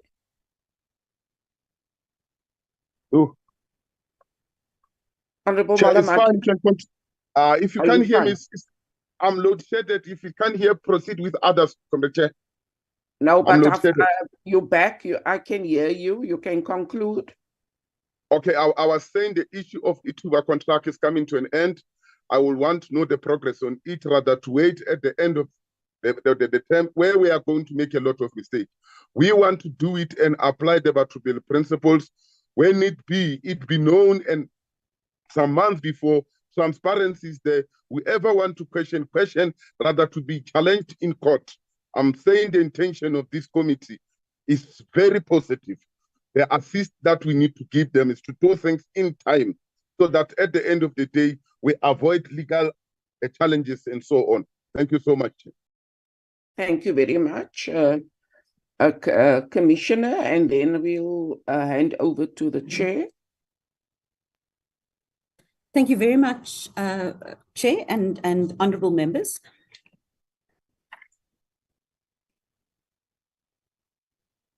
Sorry, Chair, I'm not sure. Were you asking if for me to respond or my Chair to respond?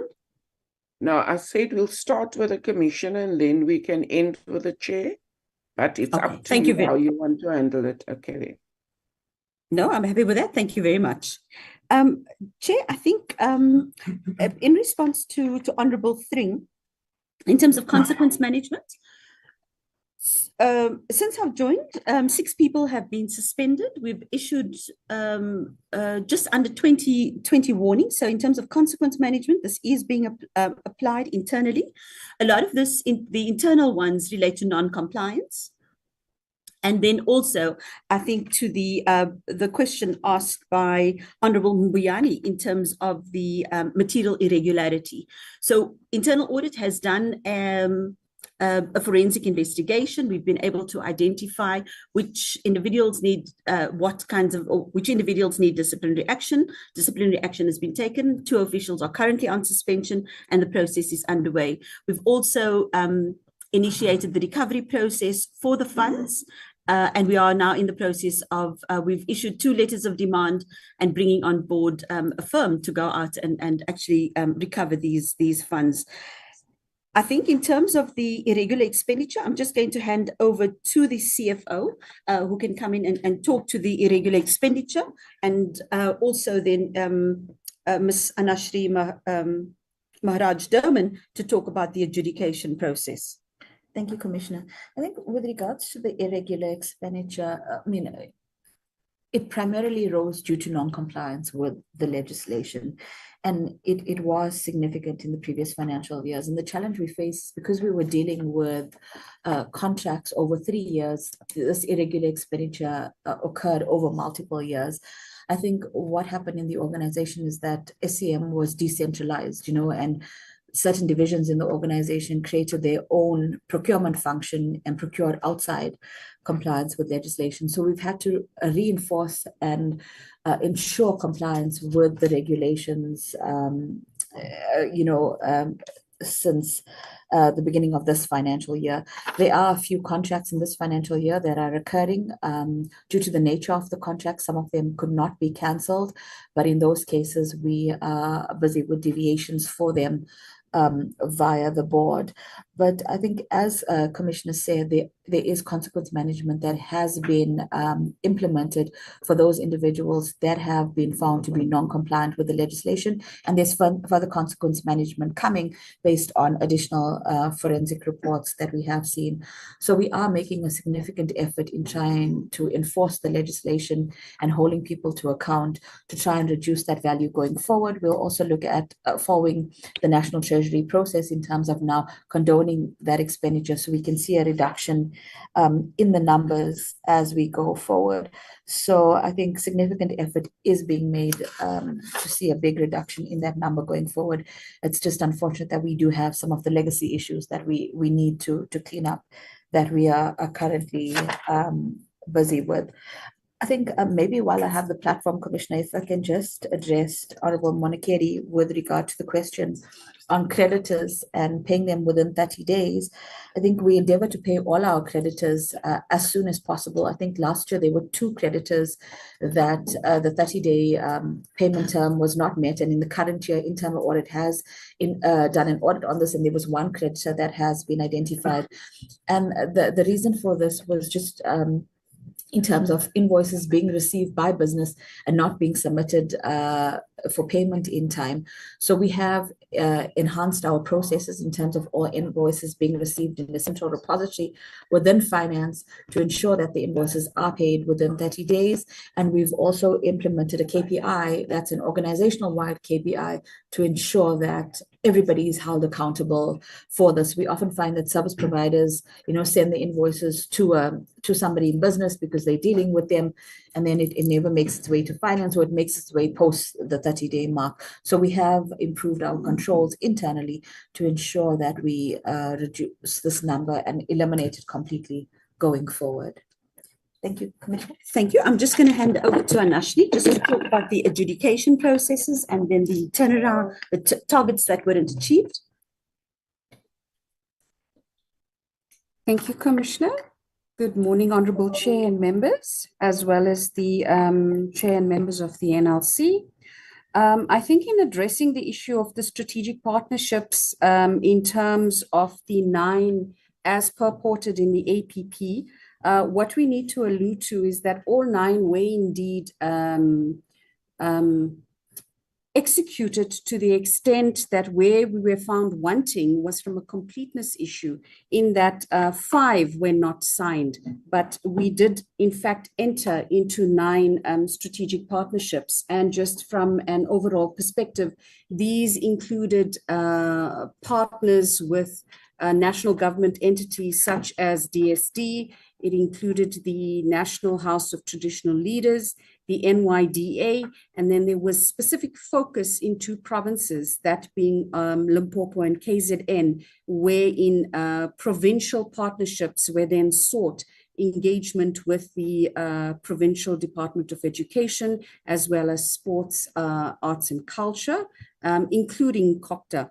So in terms of addressing that post-financial year end, those partnerships were subsequently signed by third parties and are now within our domain for implementation and execution.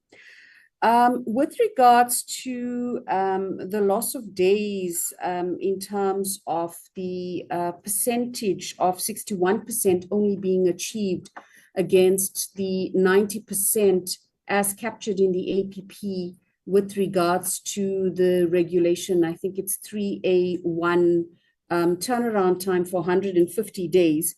I think we lost days due to also consideration of NLC in terms of positioning itself against the model that would best suit the environment in terms of the distributing agencies. So there was a little bit of to and fro that unfortunately resulted in onboarding DAs or distributing agencies slightly later than anticipated. I think whilst I'm also on the platform, we have taken note of the request of the percentage of job creation in terms of the amounts that's actually distributed. We are very cognizant of that, and that has resulted in a significant remodeling of our funding. We are hoping to enter for the next round of funding a hybrid model where we will onboard more online applications. And the critical questions will then be posed upfront that will allow us to measure this sort of impact and therefore result or allow us more meaningful impact reporting at the end of the day. I think also on this point, it actually probably ranges wider than just the grants when it comes to the NLC environment from a holistic perspective. And we'd like to include the impact statistics that we'd like to place on record for including a wider reach in terms of the interns and graduates that we've also onboarded in our space and therefore directly and indirectly contributed to job creation within the NLC umbrella and ambit as we speak. Thank you. Thank you. Chair, honourable members, I'm going to ask Ms. Tinswala Nkuna just to give a brief overview on where we are in terms of the RFP process. Good morning, Honourable Chairperson, members, Chairperson of the board and board members of the NLC. With regards to the issuing of the 4th National Lottery and Sports Pools license, as the Commissioner indicated earlier, there was a briefing session wherein the RFP and its contents were shared with prospective bidders. The RFP was issued for purchase commencing on 31 August. And the availability of the RFP closed on the 31st of October. With the submission of the proposals for the next license, the closing date is on the 3rd of February 2024. There is a timetable aligned to the RFP process, which caters for the appointment of the next operator for the 4th National Lottery and Sports Pools license to take place 6 months before the end of the current National Lottery license, which is issued to Ituba Holdings. So by the time this current license expires on the 31st of May 2025, it is anticipated that the announcement for the next lottery operator would have been made, which then would have catered for the transitional arrangements to take place. Thank you. Thank you, Chair and honourable members. Mr. Vincent Jones is just going to come in on Honourable Malemachi's question relating to lifestyle audits and where we are in very precise terms. Good morning, honourable members, Chair, members of the TIC and NLC. With regards to the lifestyle audit process, we have developed the lifestyle audit framework based on the public sector framework, which is a risk-based framework, and it is divided in 3 phases, which is the lifestyle review, which will essentially verify all your declarations which you've made on your disclosure of interest form.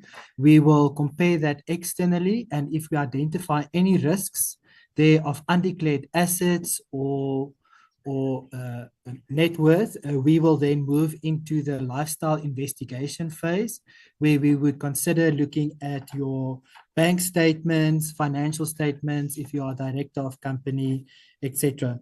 And in terms of the last phase will then be a lifestyle audit, which will then quantify any net worth assets.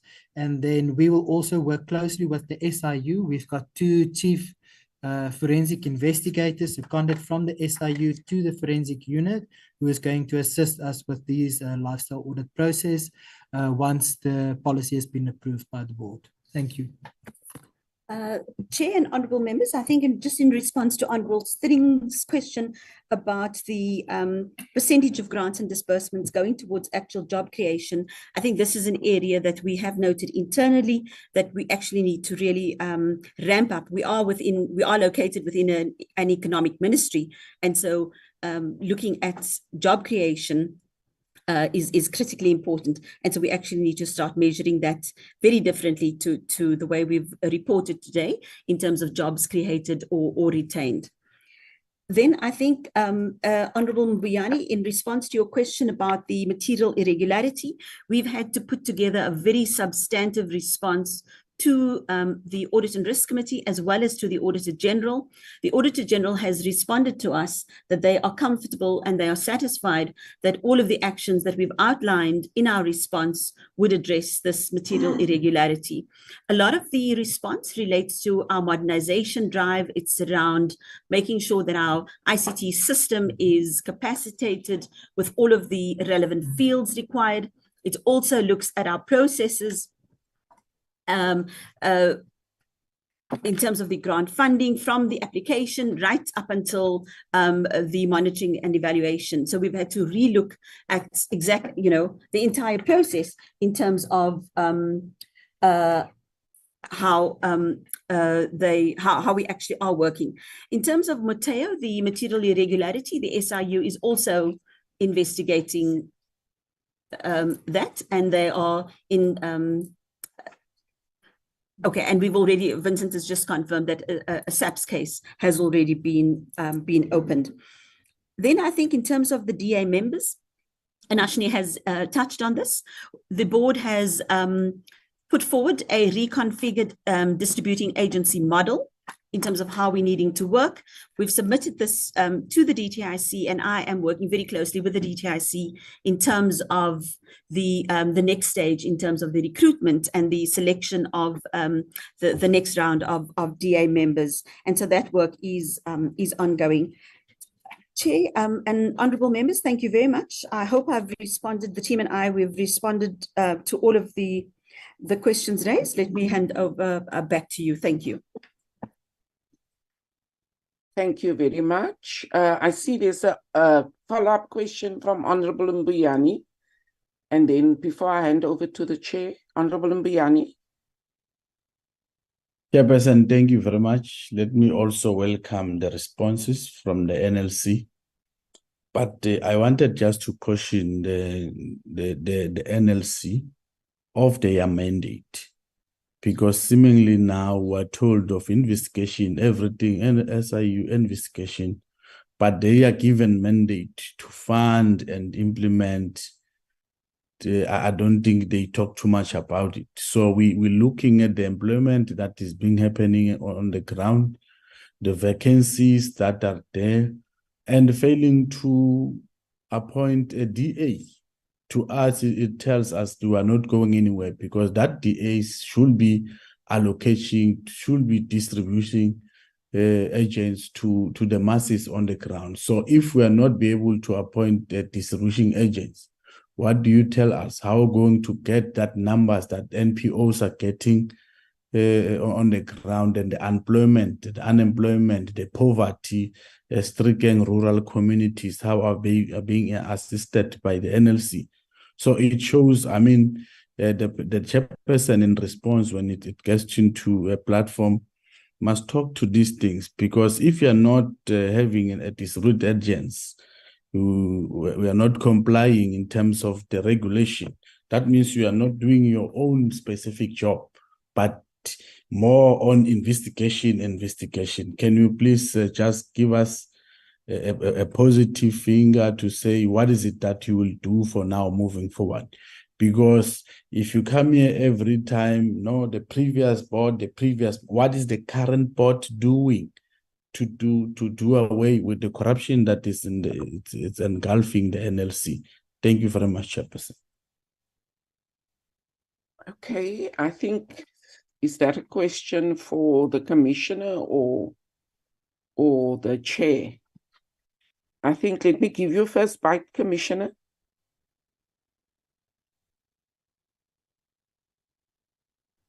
Okay, thank you very much. And thank you, Honorable Mbuyane, for the question. The Act is very clear in terms of the authority who appoints the DAs, and that's not within the NLC. The minister appoints the distributing agencies. I am aware that the DTIC has put out an advert. They've done their shortlist, done all of their due processes, and so Chair, I think that's within the purview of the DTIC. Thank you. Thank you very much. So can I just hand over? We have 5 minutes left. Any closing remarks to the board chair?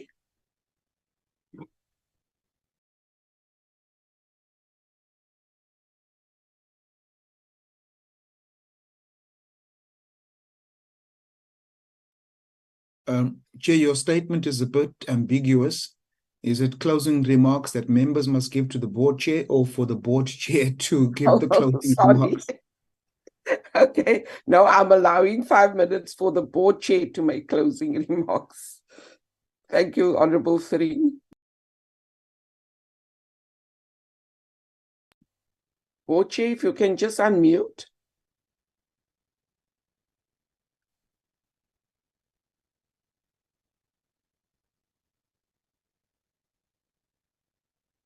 Okay, maybe he's away from his device at the moment. We will therefore conclude with the presentations and the discussions on the NLC, and we will have a break until 11:10. Thank you. Thank you very much, ma'am. Okay, I can hear you now. Thank you, Chair. Honorable Chair and members of the committee, thank you very much for the conversations we've had today on the important work of the National Lotteries Commission. Thank you for the questions that you have raised, and we shall follow up on those questions, and we shall, if needs be, we shall get back to the Portfolio Committee with the responses, fuller responses perhaps, to the questions that you have put to us. On behalf of the board, an appreciation for the welcome views on the step that were taken, which is an extraordinary step, which had not been signaled before. It is extraordinary because alongside that step, there are other activities taking place on the part of the SIU and on the part of the NPA and the Hawks and all of those. But we've decided that over and above that, there is a responsibility that bears on the board, as board, to take steps and to act. That's what we're doing. We remain concerned, like everybody is, about the sluggish manner in which these matters are coming to resolution. Like all of us, we'd like to really get these issues resolved and the Commission can proceed to do its work. We are in a state where I've said this before, I think, where we change the tire of the aeroplane while it is flying. And the work that has to be done does get done. The grants are being made, the distribution is being done, the reviews are being done, the beneficiaries are being supported, the information is being distributed. All of that is being done. The only question that arises with the new focus that we're trying to put across, we're working at establishing a new strategic plan for the National Lotteries Commission that will better reflect the changes that we are intending to have. And a lot of that will speak to what Honorable Mbuyane is raising questions about.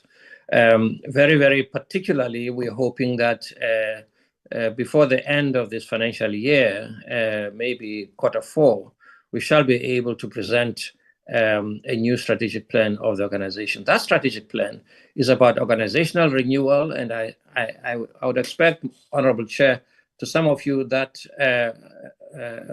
phrase is not unfamiliar. But what may not be familiar is that we're committed to renewal, but we also recognize that renewal is not easy, it's very difficult. And we're working on it. And organizational culture, we're working on that as well. And a lot of what you heard from the commissioner has the support of the board about how we can renew the organization and create a different culture within the organization. The second thing and the last thing I want to say is that we have noticed a trend whereby members of our staff, many of whom are on the ground, visiting projects, visiting beneficiaries, inspectors, monitoring and evaluation staff, are being subjected to some threats of violence of various kinds. I say this now because it's a matter that is of deep concern to the board, because it makes it very, very difficult in this environment for staff, many of them women, a large number of them being young men and young women who are subjected to the threats of the kind that many of our staff are receiving. That's quite apart from the appreciation that we also receive. But in work like we do, we have to be savagely honest and appropriate in the way in which we do our work. Ultimately, we may please nobody. And because the idea is that we're seeking to go alongside people in the struggles that they have, in the visions that they have, in the aspirations that they have, with the resources that they have. There are never enough resources for all that needs to be done. And that is reality. So in order to understand that and to meet that, we hope to improve and increase our availability and the face of the National Lotteries Commission among the people in our country, so that there's better understanding of how the National Lotteries Commission functions, and there could be a level of trust between the people and the National Lotteries Commission. That's what we have to work for, but that may take time, Honorable Chair and members, but it is the commitment that we give to the Portfolio Committee. Thank you. Thank you very much, Board Chairperson. I hope that the NLC has the proper risk mitigation in place for those members of your staff who are being threatened, because that's quite disturbing. But we wish you well. You've given us a very disturbing picture of you changing the wheel while the plane is in flight. But I wish you to continue the good work, and we will, of course, continue to do oversight. We will be getting a report later this month from the SIU on investigations, and also in early next month, we will also be listening to the NPA on how far they are with actually dealing with these cases in terms of NLC that is before them. But thank you very much. We will now, members, reconvene. We'll break and reconvene at 11:15. Thank you very much. Thank you very much, Chair. Thank you very much, members. Thank you. Thank you, Chair.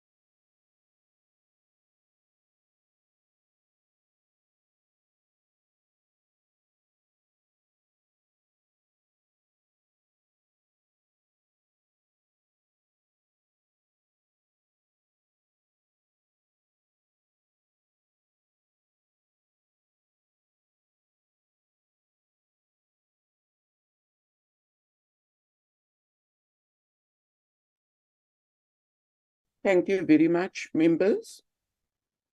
Can I then just check who from the department is here to introduce the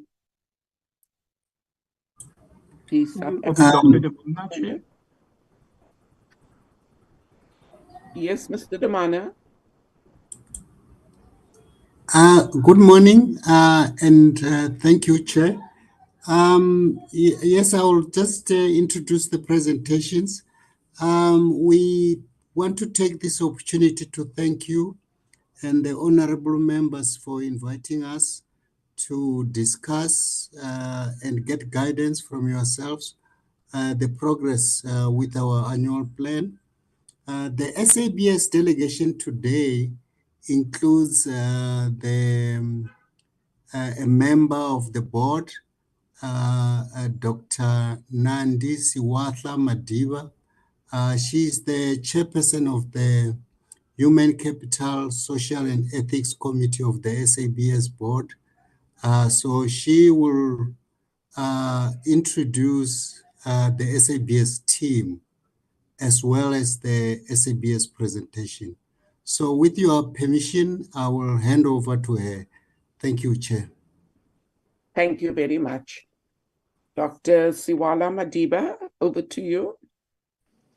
Good morning, Honorable Chairperson of the committee, the members of the committee, as well as all stakeholders on board, the executive team from SABS, and the fellow board members. I stand in chair for our chairman of the board, who had a clashing commitment today, and I would like to also acknowledge that on board we also have a fellow board member, Ms. Deirdre Penfold, and I would like to greet you all, Chair, and I would like to indicate that when it comes to the team, in terms of the members of the EXCO, I'm going to be requesting our acting CEO, Dr. Bison, to actually introduce the team, and I will pause, Chair, before I go ahead and make some opening remarks. If you allow me, Chair, to just allow our acting CEO to greet and introduce the members of the EXCO that are here present. Then I will come back if you allow me. Thank you, Chair. Thank you. Thank you very much. Acting CEO. Thank you, and thank you, Dr. Madiba. Good morning, colleagues. Firstly, good morning, Honorable Chairperson, Honorable members, members of the SABS board, Dr. Madiba, Ms. Deirdre Penfold, and I do acknowledge Dr. Radzani Nematudi is part of the members of the board who is also online, and including the colleagues from DTI as well as the SABS EXCO team, Lungelo Ntobongwana, Chief Operations Officer, Lizo Makele, Chief Corporate Services Officer, and our Chief Financial Officer, Kulufelo Masocha, and the other SABS officials as well. So with your permission, Chairperson, let me try and flight the presentation, and then we'll begin the presentation, and I will hand over to Dr. Madiba with the introductory remarks. Thank you, Dr. Madiba. You can start your introductory remarks while Dr. Bassoon flights the presentation. Thank you very much, Honorable Chair. Honorable Chair, I would like to first emphasize the fact that we understand where SABS is coming from in terms of the previous administration, where we had a team of 2 administrators that were looking after the organization. With the board having started its term as of 1st December 2022, I would like to acknowledge that with the few months that were left of that financial year, we can actually express the fact that the board is happy that the performance of the organization was actually at a good state, where overall the annual performance of SABS was sitting at 73% for the financial year that ended on 31st March 2023. And that was the achievement against the indicators that were in line with the priorities of our mother body, the DTIC. And when it comes to the actual audit outcomes of the entity, I can acknowledge that we had received an unqualified audit opinion as expressed by our auditors, both the auditors of the SABS commercial as the subsidiary of the entity, as well as by the Auditor General of South Africa for the group, which is at entity level. We are not really saying we're priding ourselves that much when we express this view of having received an unqualified audit opinion from AGSA. We would like to see us taking the organization to the level of a clean audit, and there are measures in place whereby we are actually working hard on the findings that were there raised by AGSA, which made us to receive an unqualified audit opinion instead of a clean audit. And those are matters that are more administrative and relate to systems, which we are busy working on, and the EXCO is quite conscious of that. The further part, Chair, that I would like to talk to, which I know that even at the previous hearing, you actually had emphasized a concern around the execution of our organizational review, where the structure was reviewed and we had some vacancies as a result of that. And Chair, there had been a lot of improvement in terms of filling of those vacancies, including the vacancy of the position of the CEO, as we currently still have an acting CEO. However, the progress that has been achieved is such that the interviews were actually pursued and concluded. We are at a stage where we are dealing with the process of vetting the candidates that had gone through the interview stage. Chair, I'm not going to be taking you through each aspect of the opening remarks slide, because I'm assuming that the honorable members had gone through that. And in the interest of time, I'm just emphasizing the parts that are of concern and which I think you would like to get some feedback on. And Chair, in terms of a review on the operating model of SABS, which is more to talk to how do we see SABS going forward, also supported by the significant changes that had taken place on the organizational structure. The board has actually done a lot of work in that regard with the support of the executives. Chair, we will be looking into a review of such strides that had been made by ensuring that during the last week of November, being 25th to 26th of November, the board will actually be having a session where we will be reviewing the strategy of the organization so that the corporate plan for the coming financial year 24-25 and the 4 later years is actually in line with the current environment within which we are operating, also taking into account the review of the operational model. Because, Chair, what we are also looking at is the fact that previously SABS, in executing its mandate, didn't really have an environment with the current competition that it has. And the board is quite conscious of the fact that we need to reflect to see what our competitive advantage would be to ensure that whilst facing the competition, but we are also in a position to still thrive and have an organization that is sustainable long-term. So therefore, the strategic direction that will be dealt with during this session that will take place on 25-26 will actually take those into account, especially taking into account that we are on a final year of a 5-year strategy, and therefore it is important for us to reflect as to whether the current strategy and the current corporate plan are actually still in line with the achievement of the mandate of the organization, and further to ensure that in terms of the environment within which we operate, what else do we need to review and do differently, taking into account the new developments, especially that the environment is no longer the same, whilst we are pursuing this important mandate where we know that we play a significant role in terms of influencing regional and international standardization, which is more in line with the other bodies that we work with internationally, your ISO, your IEC, your ARSO, as well as AFSEC. And Chair, I would like to indicate, though, in my closing, that there is an emerging risk that we are dealing with as SABS, which is an emerging risk that is cutting across the nation, in the sense that due to the shrinking fiscus, there has been directives from National Treasury whereby, as an entity, irrespective of the nature of the entity, we really have to be surrendering a portion of the approved budget.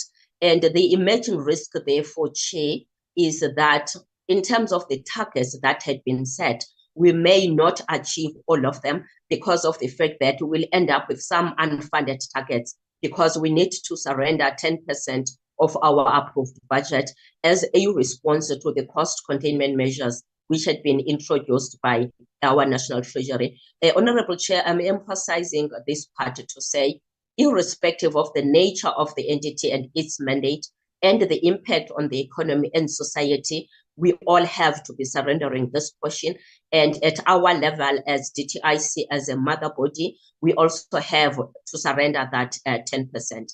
Having that in mind, as we plan during end of November, we will take into account how do we still achieve our mandate whilst we have these resources that are actually shrinking. And Chair, at a later stage, once we have dealt with our presentation, I will then respond to any other follow-up from the perspective of the board. But for now, I would like to request that we let our acting CEO lead the presentation. Thank you so much, Honorable Chair. Thank you very much, Dr. Siwihla Madiba.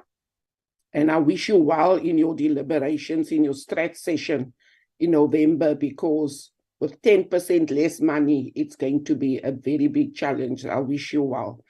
Dr. Bassoon. Thank you, Honourable Chairperson. Chairperson, I just want to confirm that you could see the presentation in presentation mode. Yes, it's very clear. Great, thank you. So let me move on. I think it's just stalled at the moment. Give me 1 second.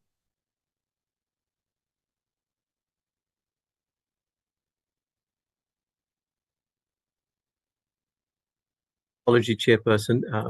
It's just stalled. Yeah, no, that's fine. Okay.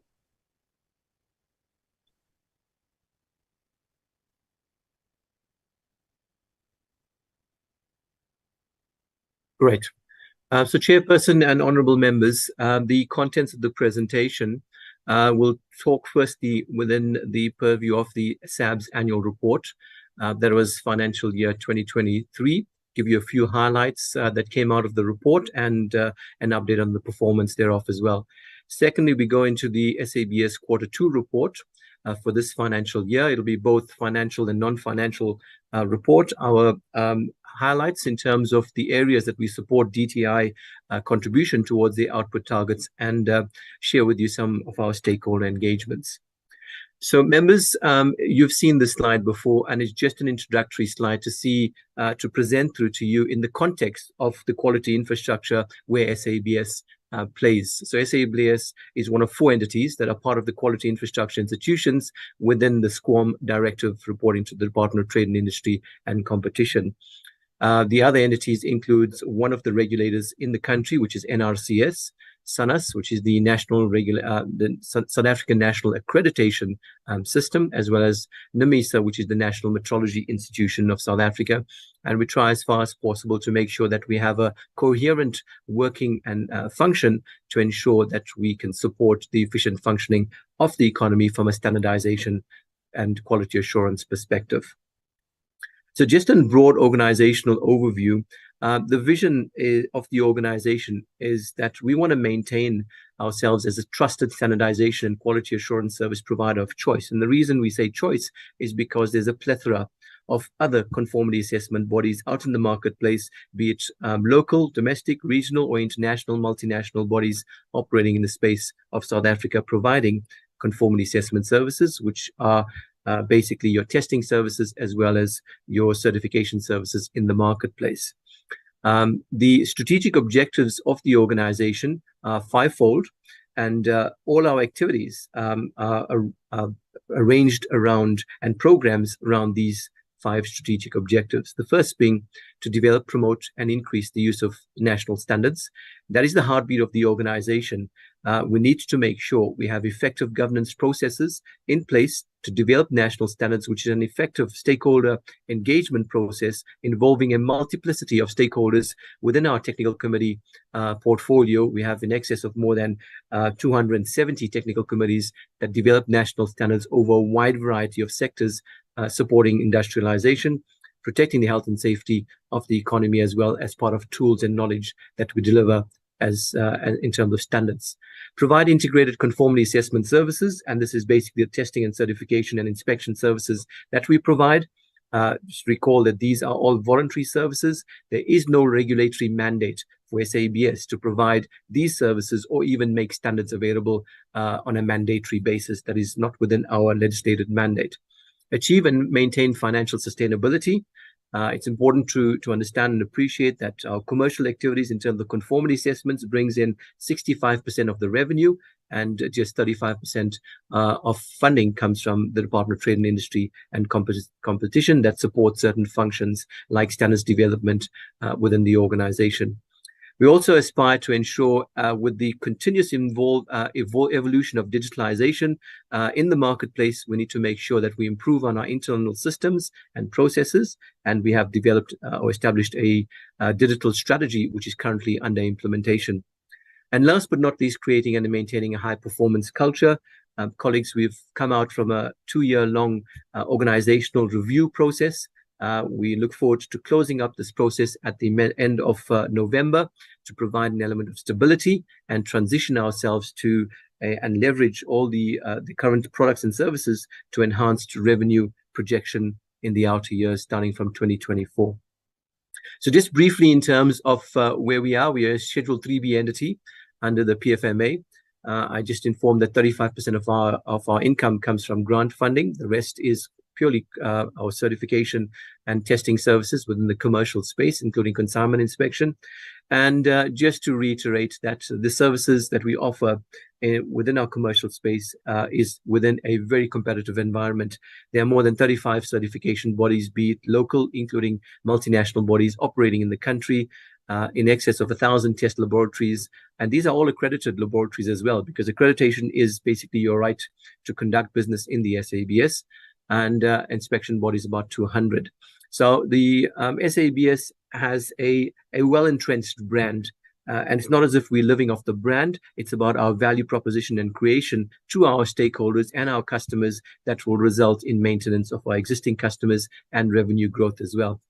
So we are certainly an independent third-party certification body and testing laboratory. So our services are very clinical in the sense that we develop national standards. We are the only body that is legislated and it has a legislated mandate to develop South African national standards and provide access to these standards as well. We provide testing services, local content verification, business solutions and advisory services, consignment inspection, as well as certification services. So just going on into the overview of the annual report, we generally report as part of the capitals, the 6 capitals that we report on. From a financial perspective, we have assets in an accumulation of 1.6 billion rand compared to the previous year, 1.4 billion rand. Net profit attainment 88 million rand for the previous financial year. In terms of human capital, in terms of employees and demographics, 91% of employees are Black, female employees 48%, and this year that category is appearing to be increasing as well. So we're looking towards an enhanced trend of female employees.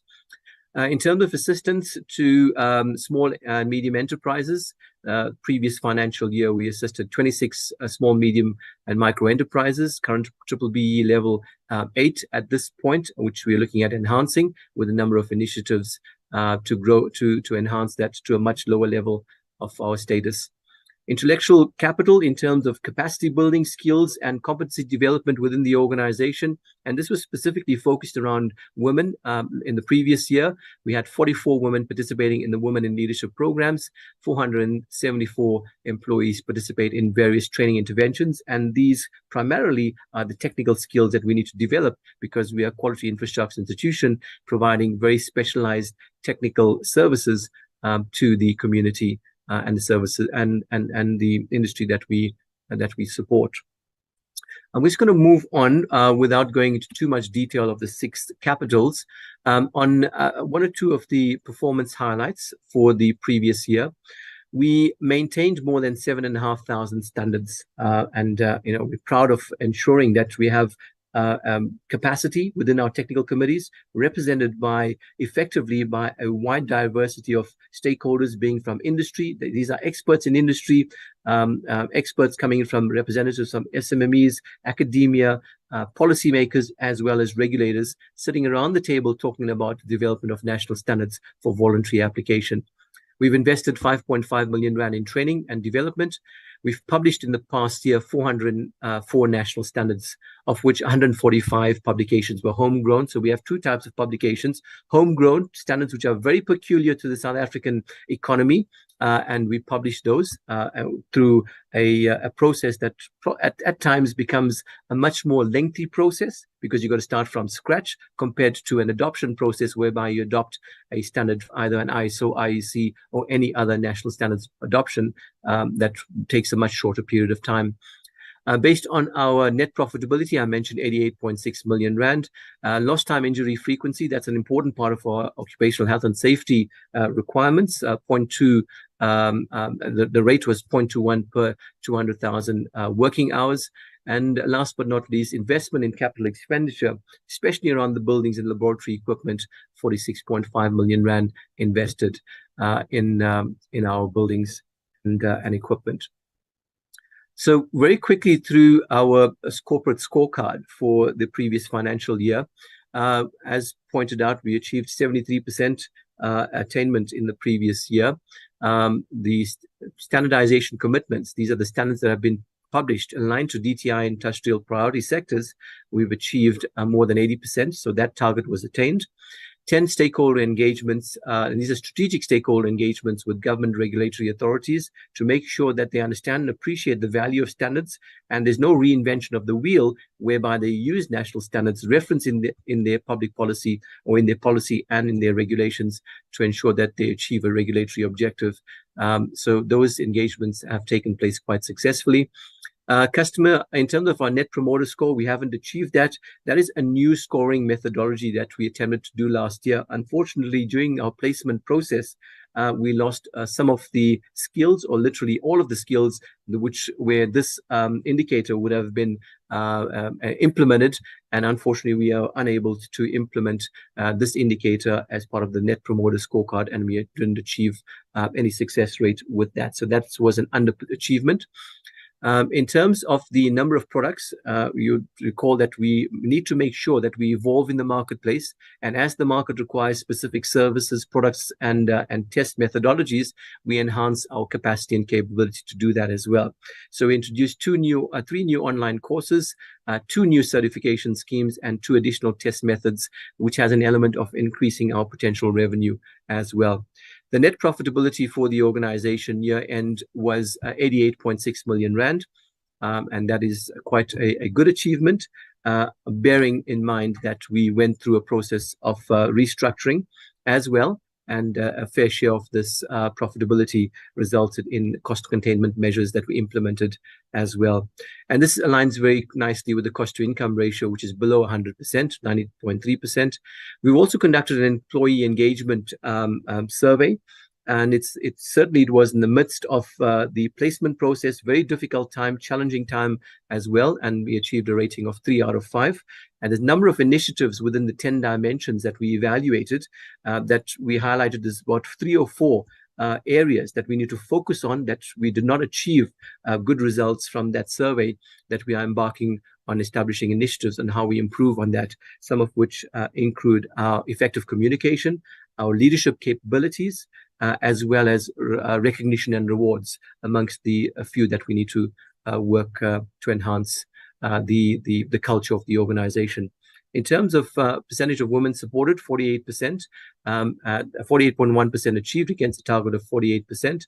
The 2 that we did not perform and achieve the targets were on percentage of youth supported and percentage of persons with disabilities. So The reasons for this is because during the placement process, which initiated 2 years ago, we could not embark on a process of going through to external recruitment because we needed to exhaust all our avenues of placing existing staff members within the vacant positions and the new structure. And as we conclude that, which will be within this month, we will now go out to the market to determine what the vacancies are, firstly establish what the vacancies are, and then go to the market to acquire the requisite skills that we need. And certainly from that perspective, we'll be looking at putting as part of the adverts specific requirements that will bring in the numbers that support persons with disabilities as well as youth supported. So I'm going to go into the divisional highlights, and some of which are lowlights as well, starting with the standards division.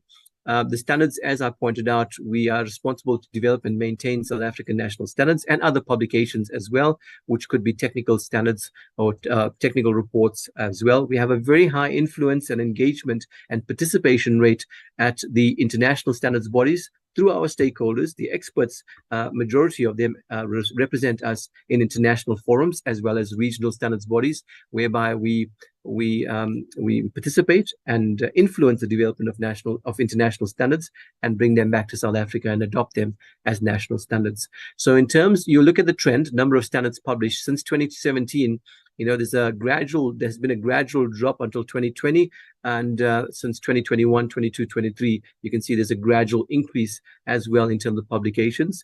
And we look forward to enhancing this with areas of much more smarter ways of developing standards, and the area around digitalization of standardization processes is something within our purview and our ICT digital strategy as well, which will allow for an efficient publication process and enhance the number of standards published as well.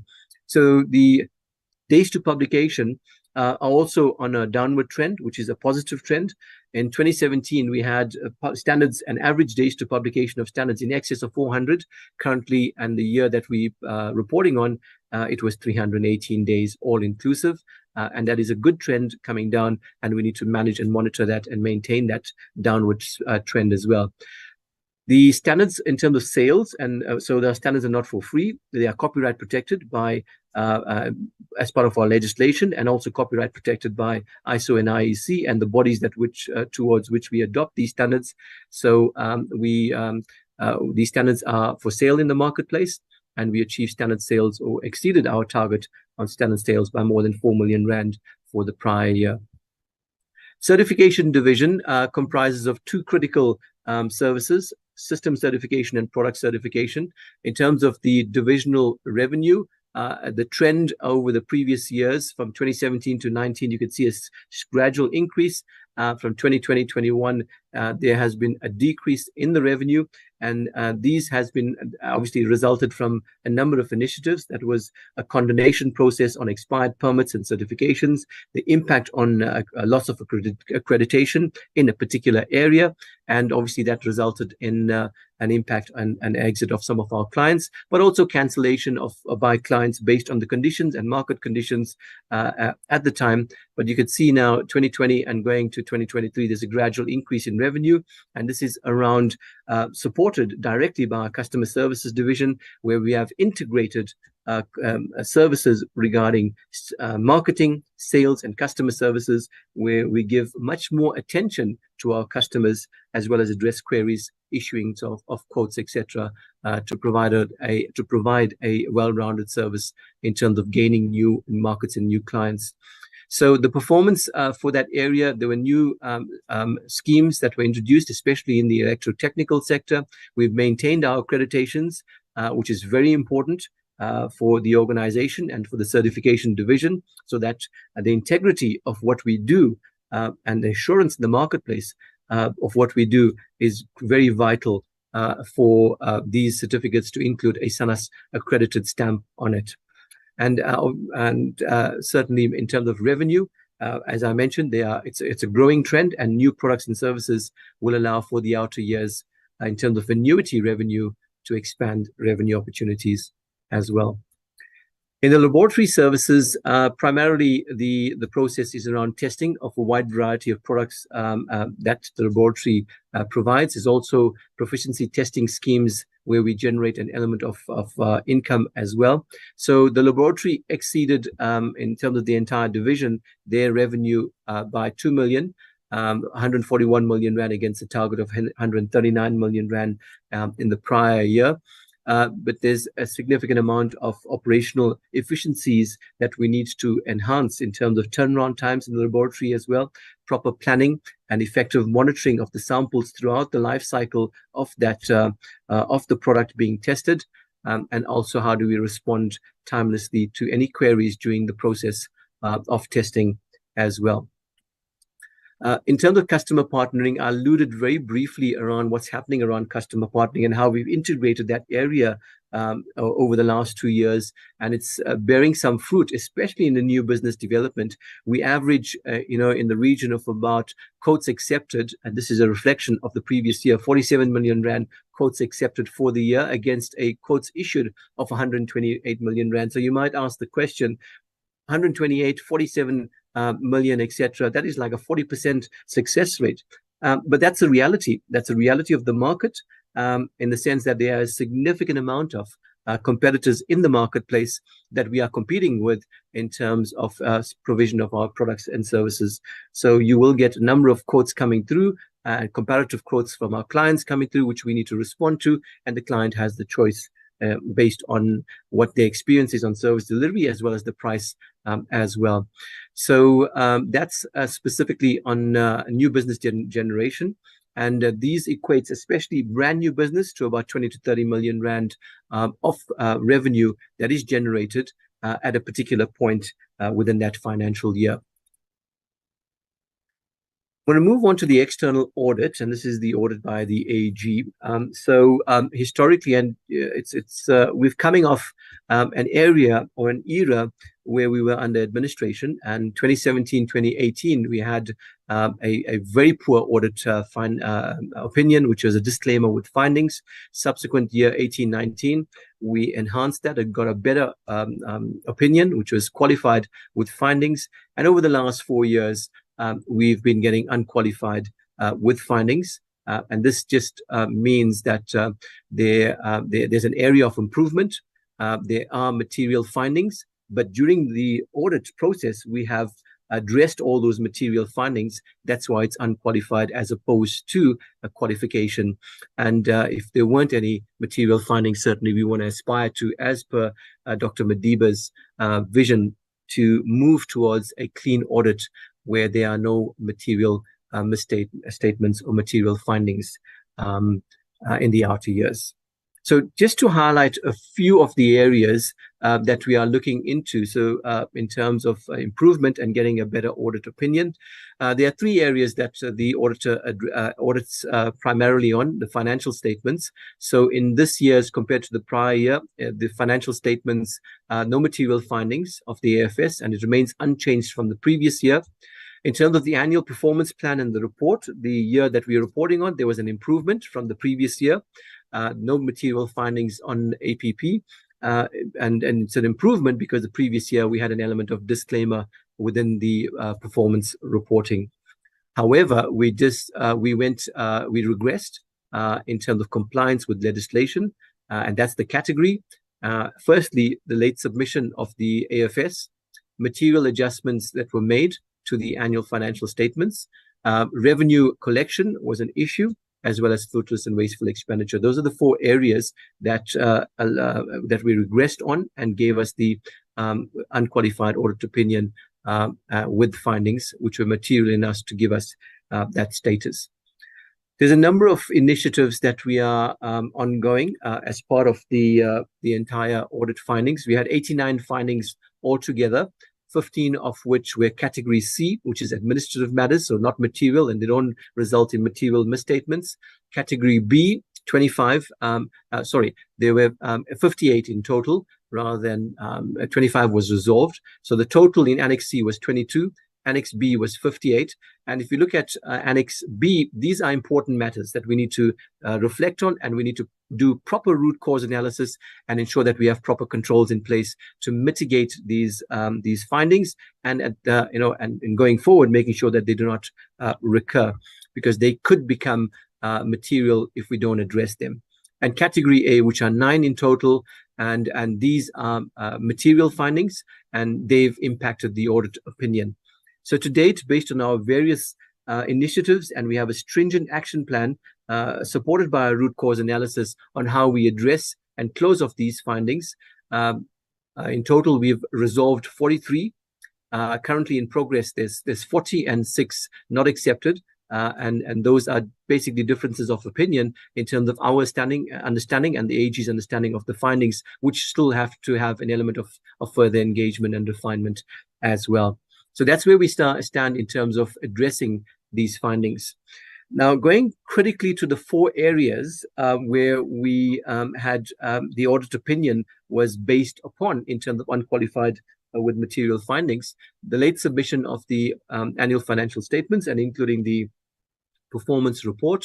The interventions here are quite clinical. We're going to make sure that we have, and we're implementing it currently as well, a timelined interim and year-end audit planning monitoring from the onset. And this will start in Q4 to make sure that any of the AFS submissions are audited much earlier, by mid-May, etc., and we have a result so that we could release these AFS as well as the performance reports by the due compliance dates.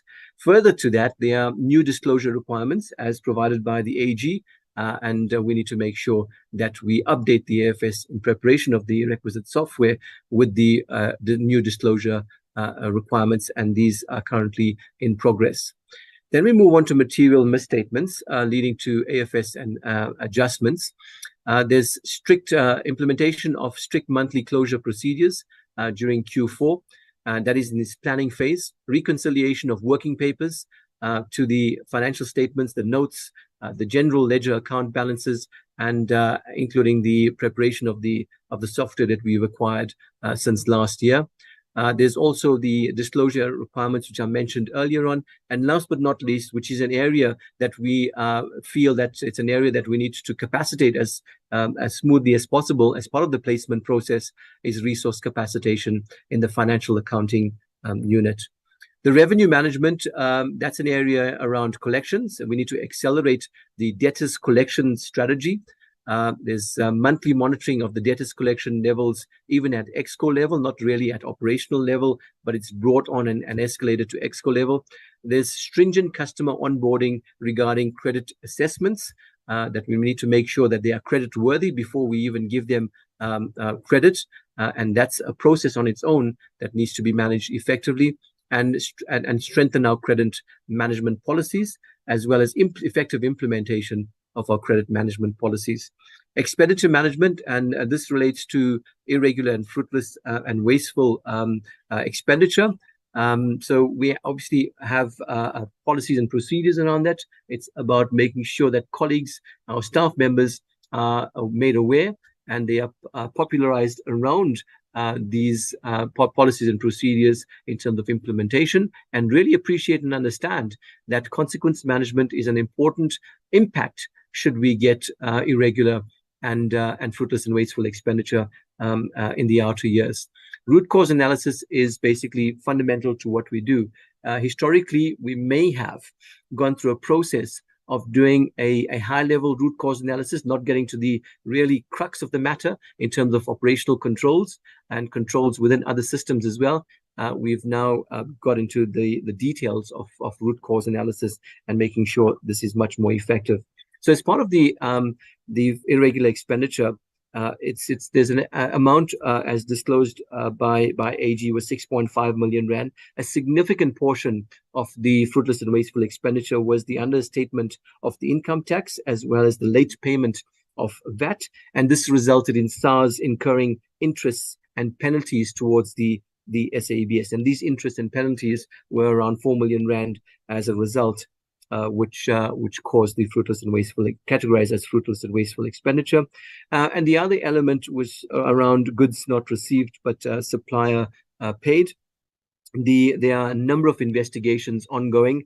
I must emphasize that some of the preliminary investigation outcomes have resulted in disciplinary actions. There have been at least 2 suspensions so far, while the disciplinary action remains pending. From a legal perspective, we've engaged with legal, and legal has initiated a collection process whereby service providers enriched unfairly based on the current circumstances that we find ourselves in the organization. So we have engaged on consequence management, and a lot of these are pending, and we look forward to conclusion of these consequent management processes in the outer quarters prior to financial year end. Chair, I'm going to move on to the quarter two, and this is the financial year 23-24. And this is the quarter two report based firstly on the non-financial performance. So the first element is around our publication of national standards, which are aligned to industrial priority sectors. For quarter two, we published 8 out of the 11 commitments in terms of national standards. So there's a shortfall of 3 standards not published. Obviously, they are in a process of being published, but the deadline has not been achieved. And the rationale for this is that these standards are being processed and developed, and consensus process is being established within the committee. And we are responsible for the governance process. Sometimes consensus amongst committee members, together with very diverging viewpoints on a particular standard, takes a longer period of time to conclude, and it may go beyond, especially the homegrown standards, beyond the allocated timeframes that we've subjected ourselves to upfront. So 3 of them have not been achieved in quarter two. We've obviously issued a messaging, and it's a strong messaging to the committee to make sure that we fast track these processes, and it goes for public inquiry and subsequent publication, and because timeliness of these publications are quite important, should they be used for industrialization ambitions as well. So the other 2 areas within this representation is stakeholder engagement. We've achieved 5 against a target of 4, and 2 direct reports to the Department of Trade and Industry as put forward. Our customer satisfaction rate is sitting at 79% at this particular point against a target of 65%. New courses in terms of online courses to promote our training initiatives on an online digital platform. Those 2 have been published and have been launched.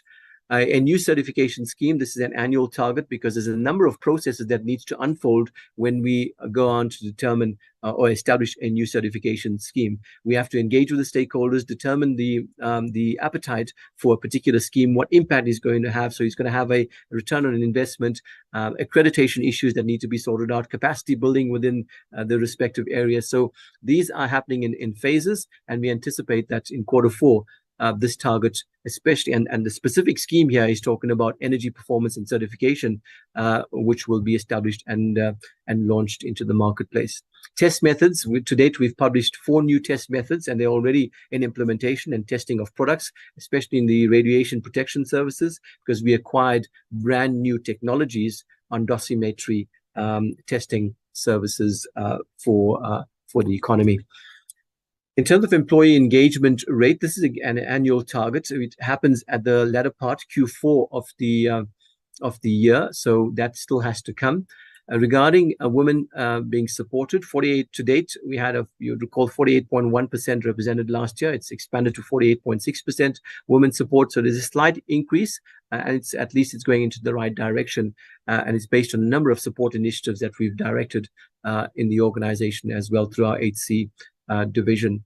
Youth and persons with disabilities remain a challenge for the organization, and quite clearly it is where we are regarding the placement currently, and I emphasize that the current employee base or the staff base is what we could work with in terms of placements. So the numbers remain the same. They will not reflect anything different unless we conclude, and when we conclude the placement process, we go out to placements from external opportunities or candidates. That figure may change and be enhanced based on the categories that we require as part of the job adverts in these going to the market. So that's the performance indicators highlighted, which are non-performance.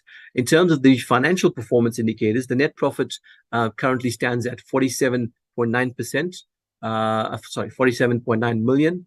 The cost to income ratio reflecting a profitability is 92% as well. and those two targets have been achieved.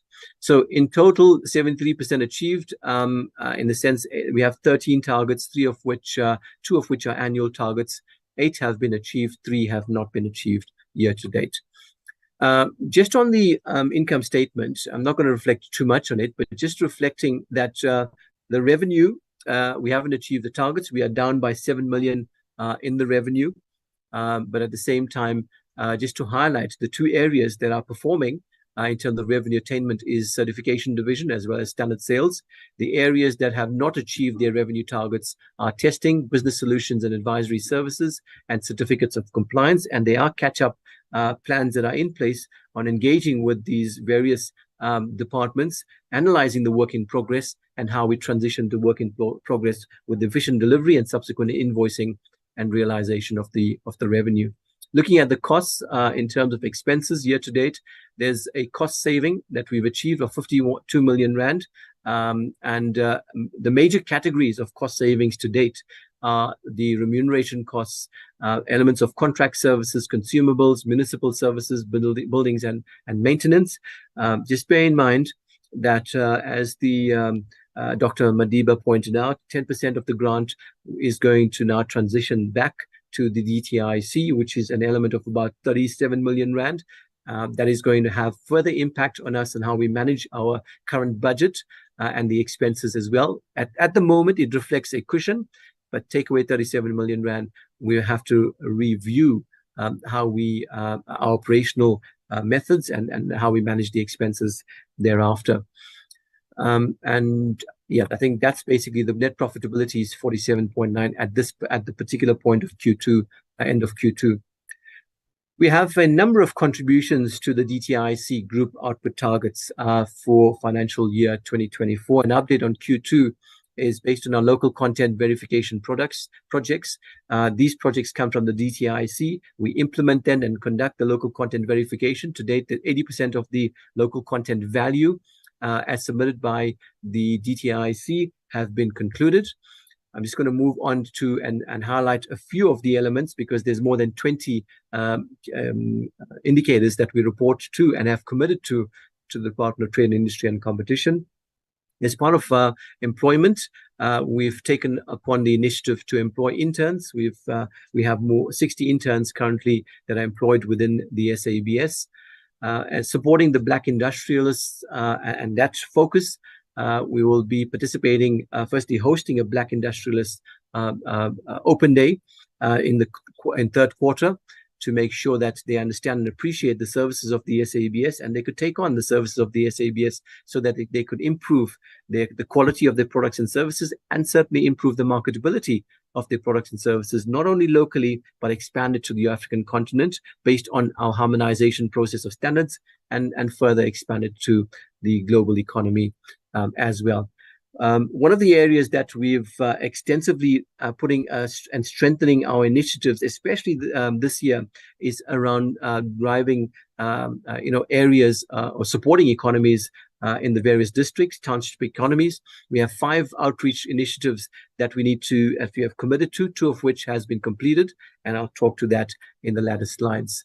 In terms of SMME support, as we proceed towards our township economy promotion and awareness of SABS activities, we issue them with vouchers, a certain category of vouchers based on the services that we can provide. To date, we issued 1.6 million rand of vouchers to these SMMEs where they could use it to gain access to testing and certification services. In terms of SMME support through procurement, 47 million rand year to date, or 23 million rand for the quarter procurement spend in support of SMMEs. Certifications regarding the mining sector is one of the areas that we need to support, agriculture and mining sector. We've put forward a number of certificates and permits in a number of initiatives or areas around environmental management product certification. To date, we've issued 10 has been attributed as a target for this year. We've issued 3 certificates and 1 permit within this particular sector. Moving on into supporting SCZs and how we get into the space of SCZs, there are a number of discussions that have taken place around establishing MOUs with SCZs, Tshwane Automotive SCZ, Bojanale SCZ, Dube Trade Port. We expect these to be concluded as MOUs, and this is now providing services within the various clusters and entities within the SCZs around testing, certification, and quality assurance of the products and services which SABS will be embarking on. The BRICS ministerial meeting, as South Africa hosts or chairs the BRICS ministerial meeting, so too on the various sectors, we are responsible to conduct various activities as well. So we will be chairing this year's Heads of National Standards Bodies meeting to be convened on the 29th of November. It has been scheduled. It's a virtual meeting where we discuss standardization matters amongst the current BRICS countries. And I anticipate that we're going to talk further about the additional 6 BRICS countries that are going to come on board effective January 2024, and how we start engaging with the additional countries that have, from a standardization perspective, including looking at addressing the current MOUs and incorporating other things in terms of standardization into the MOU. One of the recent highlights was the AGOA Forum. We've been instrumental in hosting a very important side event entitled Partnerships and Standards and Quality Assurance in support of increasing intra-Africa trade and trade with the USA. So this was hosted on the 3rd of November at the AGOA Forum site, the Expo site. I think it was a very successful event. We had international speakers from international and regional bodies, leaders in their own right around standards and standardization, and it was a hybrid mode of engagement whereby we had national standards bodies from a number of African national standards bodies that participated, who are recipients of the AGOA initiative in terms of favorable treatment of products and services, or rather products, into the US market. We also talked about a very important aspect on which we would like to continue on in the outer years, on what is the current products that are being exported to USA, what are the standardization requirements, and where are we not failing to meet those standardization requirements, and how can we enhance the standardization process locally and regionally to ensure that products are transitioned easily from a standardization perspective into the US market. With regards to energy efficiency and supporting the one-stop shop as provided by the DTI, we have put forward a number of standards that we want to publish within the scope of energy efficiency. There's 3 standards that have been published to date. Those are the numbers, but they're specifically around supporting energy efficiency. Last but not least, around the African continent, our participation in regional standards bodies.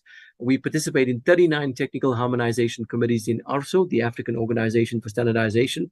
And this is clinically to ensure that to support the Continental Free Trade Area, standards are harmonized.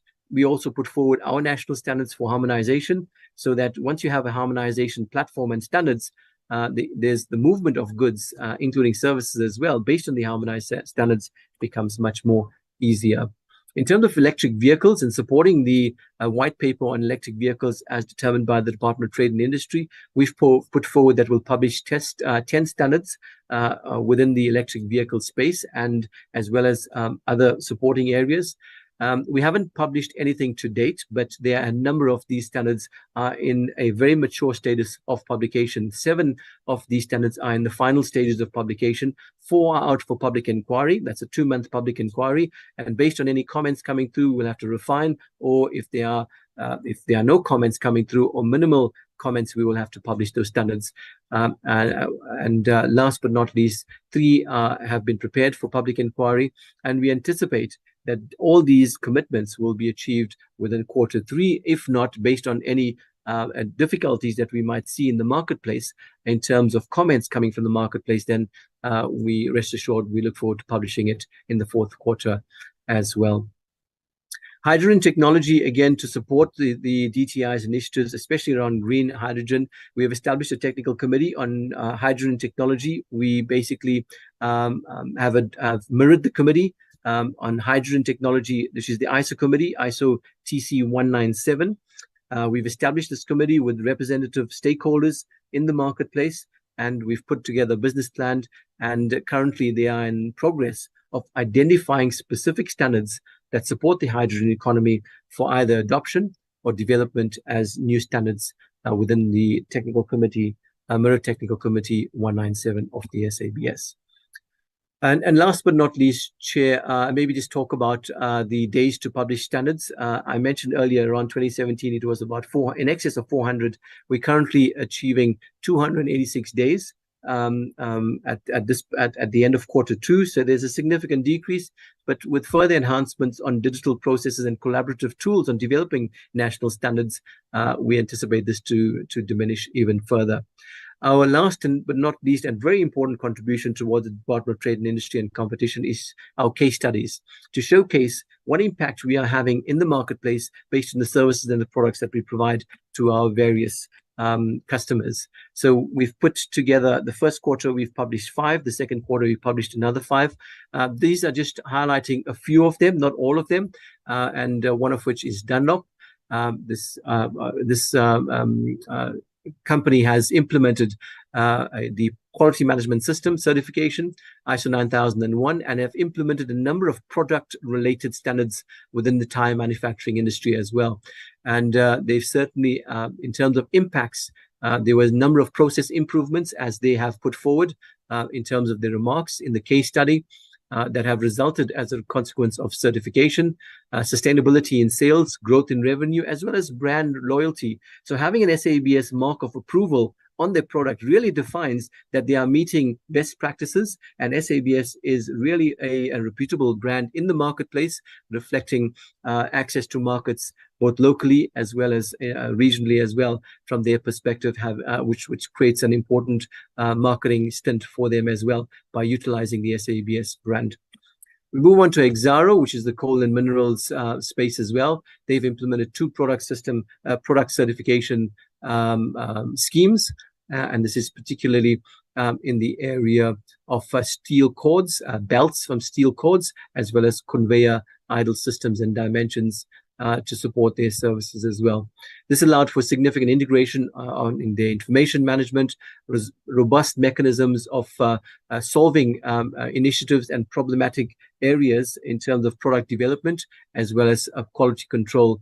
And these standards enhance them in terms of their efficient production. Lasher Tools, you all know Lasher is a well-known brand name in the marketplace. They have SABS mark scheme as well as ISO 9000 as well. I'm not going to go through all of these, but just to highlight as an example, Safex within the chemical industry as well. They are certified with the SABS on a number of products in terms of the permits, in terms of the quality of the products, in terms of disinfectants in the marketplace. And we move on to the medical industry, an entity called Synthecon Sutures. They've implemented a particular SANS 947, and this is on the product quality of sutures that they manufacture. And one of the critical areas that, based on the adoption of this national standard, is that they've claimed that they've enhanced their reputation as a leading high-quality manufacturer by maintaining this national standards and access to markets as well. Chair, I want to move on to the last part of the presentation, which is various stakeholder engagements. This is not an exhaustive list of all the stakeholder engagements, but it's just a handful of representations of our stakeholder engagements. Our promotion and awareness has strengthened within our customer services department over the last 2 years. And we continue to strive because of the significant competition in the marketplace and ensure that we maintain our brand, and more importantly, we maintain our revenue projection rate supported by good service delivery of the products and services that we offer to the marketplace. We go out to the market and identify specific conferences, specific workshops, and as well as areas whereby we could promote the SABS services, one of which is the Africa Energy Indaba, and specifically around the electricity industry and the electronics areas and lighting services that we provide to the industry.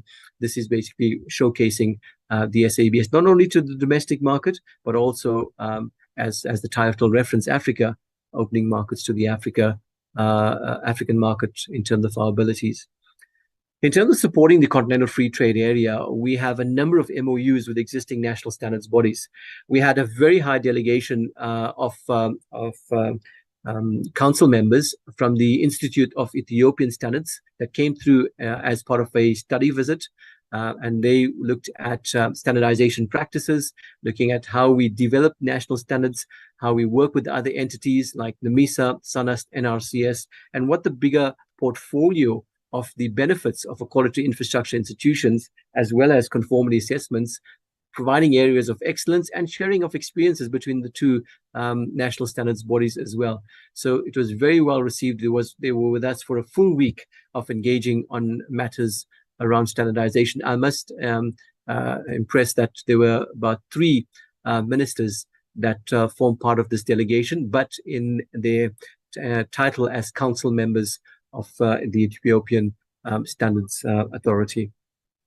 Our CSI initiatives continues to grow, and wherever we have an opportunity to engage with schools and supporting them by sponsoring laboratory equipment, we've done so in a school in Mpumalanga, Nansen Dlela High School, and these are specific equipment within the chemistry and physics experiments portfolio, and we're looking to expand this as well. As and where the need arises, and as and where we have the opportunity and the means to sponsor equipment.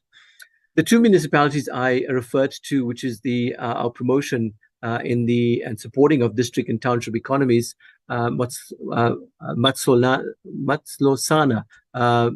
local municipality that was in the Northwest, where we went out.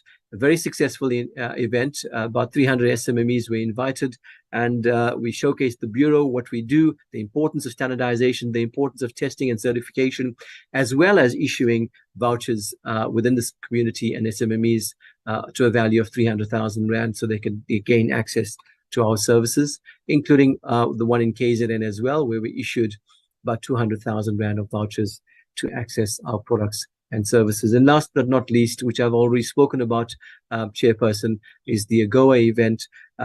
Just to highlight that we had leaders from the ISO, IEC, ARSO, and AFSEC, including the Vice President of the ANSI, American National Standards Institute, to talk to us about the areas of standardization and what is standardization best practice for movement of products.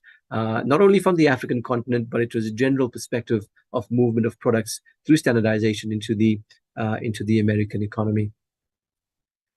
Chair, just on a few of the concluding remarks, the annual report does reflect a steady progress of the organization and a progress towards enhancing our delivery, especially going out and promoting our products and services. And there's an element of a revenue trajectory as well. There's an upward movement. We want to maintain and sustain that. But there's still a lot of work to be done with the SABS. We must emphasize that we're in the right path, as we understand, both as executive team and the board. But turning that corner is where we are right now, and maintaining that sustainability will be underpinned by a number of activities, which is looking at our operational efficiencies. What are the prudent investments that we need to make on digital systems? So we have a digital strategy that is in place, and how we manage and implement that. Recapitalization of laboratories and infrastructure upgrades. We have a huge challenge around infrastructure upgrades. It's a huge entity, as well as a number of challenges, but we need to address them in a risk-based portfolio, what we can address with the finances that we have available for now, and at the same time, what has an element of return on investment for us to recapitalize as well as grow the revenue, considering where we are from a revenue perspective. And last but not least is about making sure that based on the placement process that we are concluding right now, equip our staff members, especially those that have now transitioned to new areas, new portfolios in the organization, equip them with the requisite skills so that we can evolve towards a space of meeting the needs of industry in all our services and products and schemes that we offer. So we certainly remain steadfast, and our commitment remains with the DTI initiatives around delivering standardization products and services to support the reimagined industrial priority sectors. Obviously, as highlighted, there is a 10% return of the grant funding, which has to be implemented prior to the end of November. But we are looking into what is that impact going to be based on our current budgeted expenditure, and how do we manage and evaluate interventions that seeks to mitigate any impediments that we might have in delivery of our existing products and services. So there's a lot of introspection that we are currently doing to see what the impact will be, and then further, what can we do differently with the minimal resources that might be in front of us, and achieve. And certainly, we want to strive to achieve all the commitments we made for this financial year and beyond as well.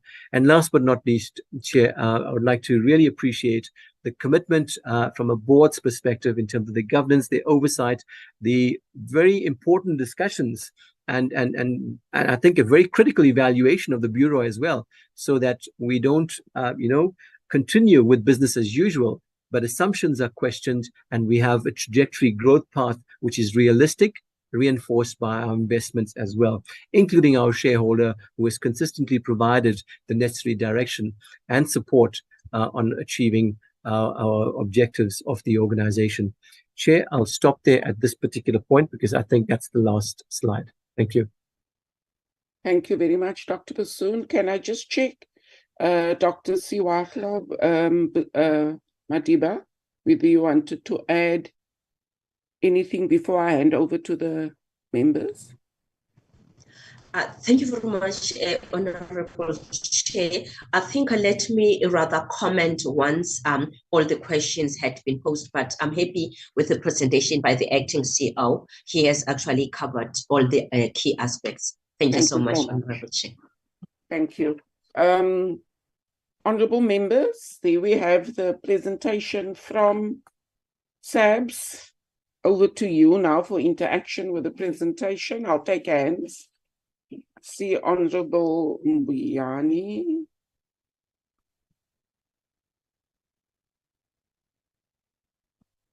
And Honorable Thring. Okay, those are the two hands for now. Honorable Mbuyani. Chairperson, thank you very much for the opportunity. Let me welcome the presentation from SABS. It's really indicate the turnaround strategy. Chair, I just wanted to check, man, on the what are the causes of the irregular expenditure amounting to 2.1 million, and what measures have been taken to prevent irregular expenditure in the future? Maybe the fruitless and wasteful expenditure of 6.1 million was incurred during the financial year, and what consequence management steps have been taken to deal with this? Chair, we're talking a turnaround strategy implementation plan around the ITC modernization. Can we get clarity in terms of where are we in terms of the ITC modernization? And also the engagement of the organized labor in relation to around the process of the placement. What is the view and what is the mood there at the SABS? Chair, because there was a dispute declared by organized labor about the fit for purpose arrangement. I just wanted to check that on a very serious note, Chairperson. Thanks for the opportunity. Thank you, Honorable Mbuyani. Honorable Thring. Thank you, Chair. Chair, let me firstly also just welcome the improvement that we've seen in SABS with regards to previous years, and also welcome the turnaround, as Honorable Mbuyani has mentioned. I think we all understand the difficult years that SABS has been through, and so we welcome the improvement that we've seen, particularly in the income or the bottom line over the last 2 financial years. However, the Auditor General has raised some concerns over weaknesses in the financial control environment, and as a result of some of these weaknesses, this has resulted in an unqualified outcome. We want to see SABS getting a clean audit. So what has been done to address these weaknesses within the financial control environment as identified by the Auditor General? Chair, secondly, one of the targets that is not met is the 25% employment of youth. The target that SABS currently has is 21.7%. Now, in the light of the high youth unemployment that we face, how and when is this going to be rectified? And then the irregular, fruitless, and wasteful expenditure sits at a total of some 8.6 million rand. How has this been dealt with in terms of the legislation available to hold accounting officers accountable? And then, Chair, interesting is the development within the hydrogen energy sector. And South Africa has been poised as one of the countries on the continent to lead within that particular sector. So I think that what I would certainly want to see are what are some of those particular standards that SABS is setting, because the hydrogen, one of the challenges is the storage, and so huge amounts of space, safety requirements, and so on with regards to the storage of hydrogen. And so what are some of those standards that SABS has placed with regards to the hydrogen energy sector going forward? I think that's a point of interest. And then secondly, perhaps if we could also hear what kind of lead is South Africa giving within the standard space with regards to the Africa Continental Free Trade Agreement and the countries involved, particularly at the meetings, whether it was at AGOA or at the BRICS conferences. Thank you, Chair. Thank you, Honourable Sring. Honourable Monakedi. Chairperson, thank you very much. And I also want to welcome the presentation as made to our committee. I've got one or two inputs to make. The first one is sort of a follow-up to the question that Honourable Mbuyane has raised about the fruitless and wasteful expenditure in relation to consequence management that has to be undertaken. I just want to check as to whether that consequence management, are they going to consider also having to recover the money that was lost as a result of this fruitless and wasteful expenditure? And also on the youth and people with disability, the two groups not being adequately represented within the organization. I think there was an explanation, and if I'm not mistaken, I think even timelines as to when do they intend rectifying the situation. And I think I just want to comment the fact that they are aware of the challenge and they are going to be doing something about it. And for sure, in subsequent reports, we will be appraised in terms of whether the challenge has then been addressed. The other one is with regard to, I think the CEO's position is still vacant. So if we can get an indication as to when will this be filled, and also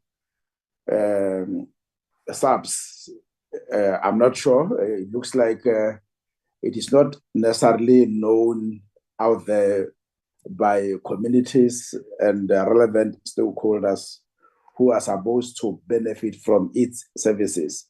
So what steps are they taking to make sure that they go out there across the country in the major centers where they can be accessed and people can come and understand the role and the mandate of SABS so that they can be in a position to access the necessary services and be able to know where to go if they come across challenges that relate to the mandate of SABS. Thank you very much. Thank you very much. I don't see other hands. I just have a general question around what we discovered with our oversight visit to SABS is the issue of aging infrastructure. When we were there last, they were busy with quite extensive replacement of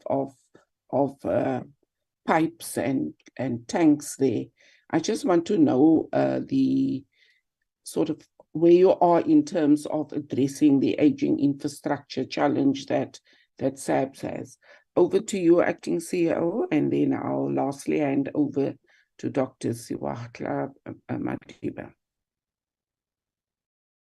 Thank you, Chairperson. Thank you, honourable members, for the questions. I'll leave a few of the financial questions for Kulu to come in and respond to as well. But just to highlight on the fruitless and wasteful expenditure, these are investigations that have been initiated. And I think I alluded to that there are a few of them where we have already got an investigation report, and based on those preliminary investigation reports, there has been staff members that have been suspended and the process for disciplinary action taken place. We've also gone through to the service providers and to initiate a collection process as well on the basis of unfair enrichment of these. So we haven't concluded. I mean, it's a process, and sometimes you have to gather as much information to make a strong case for you to even continue and proceed with disciplinary action. But however, I think we are at a fairly mature state of these investigations for which an outcome can be put forward and proper consequence management to take place, notwithstanding that preliminary reports which identified wrongdoing. We have suspended staff members pending the outcome of the full investigation and the finalization of the disciplinary processes. The issue on the ICT digitalization strategy, this is a very critical element of the strategic objectives. So even to the extent that we are now proposing that one of our strategic elements would be to enable a digital SABS. We've done an exhaustive exercise which underpins the development of the digital strategy of the SABS, looking at the various areas or elements of the current state of the ICT infrastructure, from business applications to the current infrastructure, to the security issues, to service desk in terms of the department that provides the service, to issues of governance and risk and compliance, and the overall enterprise architecture. There's a number of highlights, which I'm not going to go exhaustively to, that we've identified as serious threats, which we need to enable the organization through digital enablement. And we have an three-year digital strategy of investment of 120 million rand in the next 3 years, one of which is a comprehensive enterprise resource planning system that we need to implement in the SABS. Data security and data integrity is a critical issue, and this is compromised by aging infrastructure. We have to look at a cloud strategy and a solution to support the online workforce, because that's where everything is moving towards. And that's part of the elements of the infrastructure around our digital strategy. There is a significant amount of disintegrated, and that's where we are as a foundational basis, legacy systems that is not giving us the right information. And everything, colleagues, you would know, everything is about data. The business of the current and the future, especially in our area, is around data, access to data, how we monetize data, especially within standards. And that is going to evolve SABS in a new area from a business model perspective. But we are discussing it, but we haven't, put together a trajectory of how we get into the data operationalization of data. The strategy has 3 elements: stabilize, enable, and transform. Each one of them have different projects that we've prioritized based on the available funds that we have, and it's currently under implementation as well. And the implementation, at least for this first year, is going to be making sure that we do effective business process reengineering, because you cannot work to enable with digital technologies without effective business process reengineering and looking at, because, you know, as they say, usually garbage in, garbage out, and it's a significant investment. We've got to be very prudent in our investment around the digital strategy. There's about 27 projects for 3 years that we're currently implementing. And Chair, through you, if there's more information that is required on the digital strategy, we'll certainly make that available to the honourable members. The issue on the organized labor is, and certainly, you know, it's very important. Labor is a very important stakeholder of the organization, and certainly we've engaged right from the onset when we started the process of organizational review. Firstly, the operating model, and then going on to the organizational review, and lastly now the final stages of the placement and deployment. It's been a minimum 2-year journey, which has been, you know, I wouldn't wish this to any other entity to do, but you got to do it for the right reasons. It's been very painful.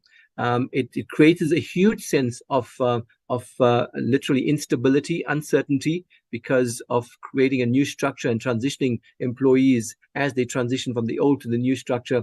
Labour hasn't been involved in every single step of the way in terms of consultations. Sure, there were issues that they raised with management and subsequently transitioned as a dispute, but we have resolved every single matter that has come our way, right from a diagnostic process through to doing a business value chain, to operating model, to fit for purpose model, right through to profiling, grading of the positions, salary scales, and now the final stage of transitioning to the new structure. We do have an appeals committee. This is the final stage. The appeals committee will consider any individuals who feel that they have been misplaced and bring it to the appeals committee, and will engage on an independent evaluation together with Labour. Labour is represented. So Labour has been represented in every of the committees that we've established in the entire process. And from my perspective, where I see it, I think we're quite comfortable in terms of our engagements and where we currently see ourselves in terms of our engagements with Labour.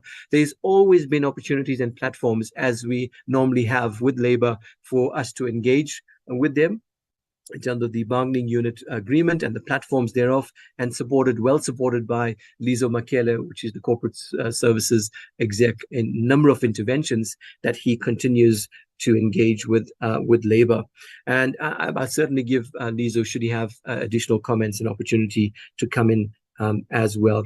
Honourable Thring, the youth unemployment and that figure, it is a difficult one, and sometimes we put things out and literally score own goals when we are going through a process, and knowingly that the process is not going to give you the luxury to go in and bring additional resources to have an impact on a particular performance indicator like this one. The last 2 years, the placement process did not give us an opportunity to bring in new recruits, because the existing staff members had to transition to the new structure. So whatever we had in terms of the numbers remained as that for the last 2 years, and that's why we have not achieved, and we consistently with this year as well, not achieved year to date. The way going forward is that placement process in terms of existing staff members to be placed, and then we go to the market to determine what are now the priority vacancies that we need to transition the organization, at least for a 1-year basis. This is a stepwise transition. We can't fill all the vacancies all at once. We need to prioritize what is going to be the best return on investment based on the areas that we need to capacitate for development of revenue, including specific critical areas of support as well. So that will be the next phase. However, in terms of the 60 interns that we have currently, they are the first go-to next avenue for placing the interns currently into permanent positions. So we have 60 interns, well, not 60, some of which have completed, some of which haven't completed. Those that have completed a year, they have an opportunity now to be placed based on their expertise and skills into the organization. And I'm sure that's the next step. And they are, they are the youth. They are, not even considering below 35. They're actually below 25 years old, and they got a long way to go. And we'll certainly, I'm very confident that we have this approach that we're taking to take the youth, existing interns, into the permanent positions and filling those vacancies will have an impact on the youth, as we currently see as a challenge. Hydrogen technology, Honorable Thring. So I must admit that the technical committee has been established. The respective stakeholders within and experts within industry and regulators as well as policymakers are within the committee. They are currently determining what is happening at ISO and IEC level, and surely elements of standards. We have published already a number of standards on fuel cell technologies, very many standards on fuel cell technologies, and that obviously underpins the hydrogen technology. And why South Africa is in such a prominent position is that from a mining perspective, the large deposits of platinum and access to platinum, which supports fuel cell technology, and the advent of green technologies as well to develop hydrogen is something that we are leveraging off as well. So it's not an easy road. I mean, it could be, gray and blue hydrogen as well, and a minister says we need to go green hydrogen for primarily export purposes. So the technical committee, I can't, offhand determine, the standards. There are a plethora of standards, or even the titles. TC 197, which we are mirroring, will certainly identify, and they're in the process of identifying specifically those standards. And you're quite right. The risk level, it's literally a bomb being exposed around storage and transportation. How do you manage that? So transportation is a key element of the Committee 197, and certainly I'll get back to you should they have already identified new work items aligned to the already existing ISO standards which we want to adopt. We don't want to reinvent the wheel. It's a global initiative. It's green fields for a lot of areas. There's a lot of talk and a lot of hype, but the implementation is minimal because we're still finding our feet around the technology and still finding our feet around how we develop or standardize these technologies as well. But certainly, Honorable Thing, when we get the information, we'll transition that through to the members as well. I'm just trying to conclude on the other comments that came, which is around leading South Africa's role in the African continent. So, as a member of the ARSO and AFSEC, as I alluded to earlier, we try as far as possible to transition some of our important standards. So we don't take all our standards. We take the important standards where it has an export market relevant to the supporting the African continent, supporting our industries, and direct those towards adoption in the field of the two regional standards bodies. We also play, we are the leaders, and I see ourselves as, and this is not an exaggeration, as thought leaders amongst the national standards bodies and members within the African continent regional standards bodies. We are members of council. We are members of the standards management committees. We are members of a directory that's responsible for all the services that are offered in terms of the ARSO DISNet, which is the information services network for conformity assessments as well as standards. So we chair that committee. And at international level as well, we play an important role being council members and presidents of committees as well. So it's not about just influencing, because sometimes we may not have the expertise to influence, but at the same time, what do we do strategically is to take what is there as international best practice and bring it to South Africa. So the leaders get into that platform, they engage and bring the best practice back to South Africa. And that's exactly what we want to do as well in terms of our leadership portfolio. Honorable Monakeri, fruitless and wasteful expenditure. I trust I've given you some response. May not necessarily be what is really wanted in terms of a conclusion of consequence management, but my colleague CFO could come in as well and talk about irregular expenditure and where we are on it. Youth and persons with disabilities, I've addressed that. CEO position, Dr. Madiba has alluded to that in the earlier statements. I trust you can come back and reinforce that. Then we talk about the SABS and how we get in and expand our footprint to a diverse community out there. So our marketing and promotions and communications department has been strengthened over the last 2 years. We've gone into extensively. You will literally see, if you are following us on LinkedIn or Facebook, literally every day we are posting or making posts on what we're doing as the SABS, what are the new standards, what are the new areas of testing. So social media becomes one of the very key and important promoters of the work that we do. However, the outreach programs have, as I alluded to as well, are becoming more and more enhanced. And it's not about just the SABS. We try and leverage on DTI's initiatives as well. So DTIC, when they go out through their entities, we work with them. So if there's an initiative in a particular region talking about industrialization, so too, where there's an opportunity that presents itself and the entities, we go to and leverage of that promoting and marketing activities supported by DTI and its other entities. But we have, a certain ring fence marketing budget. And everything has to be done within these means as well. So we're trying to achieve the most outcomes based on the available resources that we have as well. Honorable Hermans, the aging infrastructure, as I alluded to, is a concern. We do admit that, and there's just too much to address.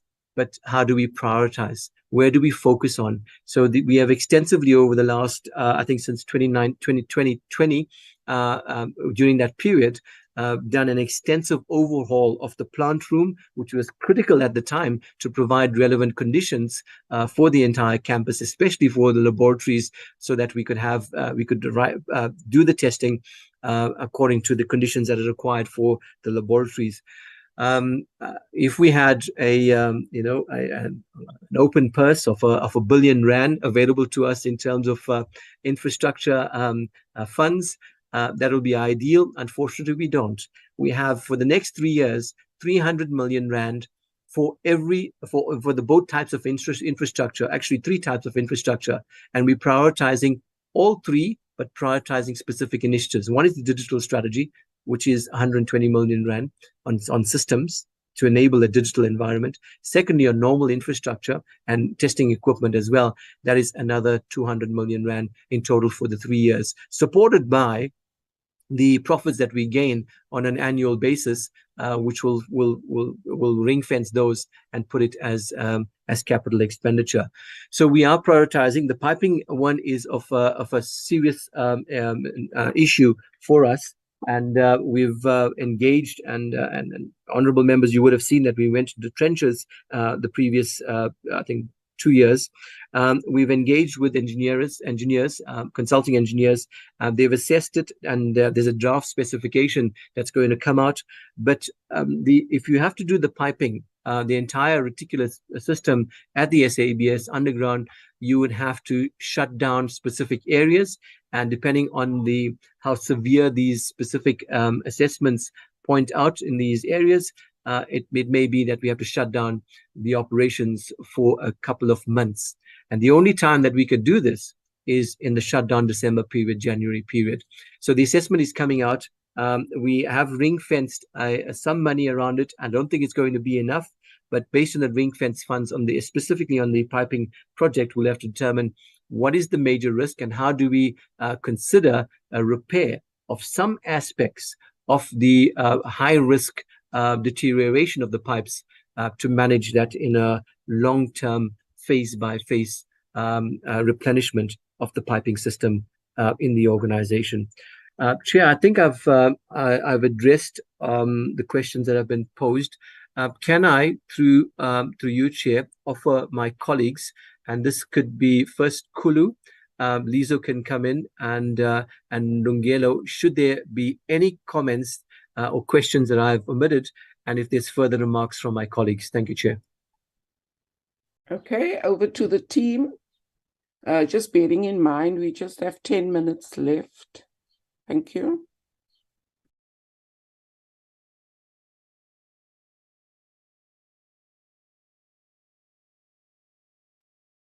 Thank you, Chair. Kulu, is there anything that you want to come in with from the finances perspective? If not, then I can hand over to Lizo if there's any further comments. Is somebody by the name of Masoga who's unmuted, and Makele? That's correct, Chairperson. Kolufelo Masoga. But let me go to Lizo at this point.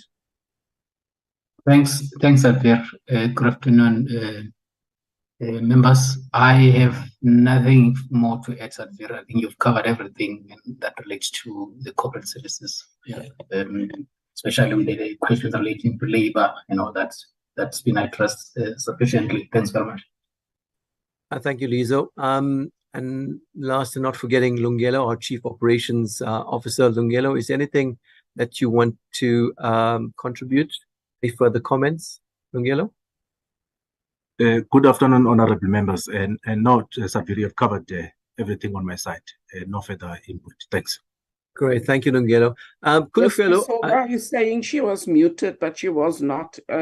So let us give her an opportunity. You Sure, are thank you, unmuted, Ms. Masoga.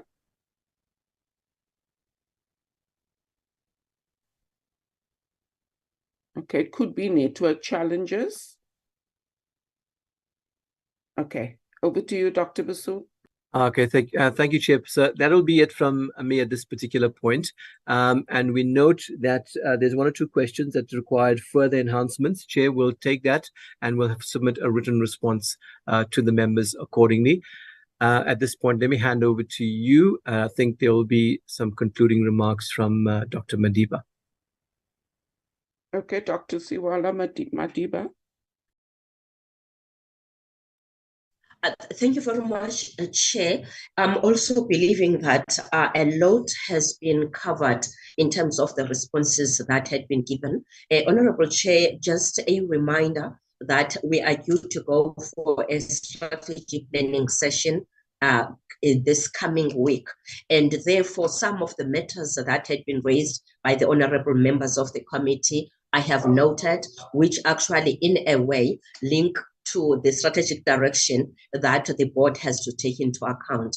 Considering that for a clean 4 years, the organization was under administration, you will appreciate the gaps that may be there in terms of inputs at board level towards the strategic direction. And I've noted a need for more enhanced collaboration and synergies with other key stakeholders. For instance, if we are talking about matters of the hydrogen energy, in mind came the National Advisory Council on Innovation in terms of them being a springboard as to what is it that they would share with SABS to say, let's consider standards in that direction. So I'm believing that as part of our discussions, we need to also identify further areas of collaboration and synergies that may be formed so that we don't wait for requests as SABS, but we are actually drivers as well to let other stakeholders start thinking of where else to look for standards so that our standardization is also driven by those needs in other areas. One other aspect, Chair, that I would like to touch on, which the acting CO and as well as Lizo touched on, the matter of youth and people living with disabilities, taking into account that when we're doing the org review, we had the section 189 personnel that had to be also accommodated.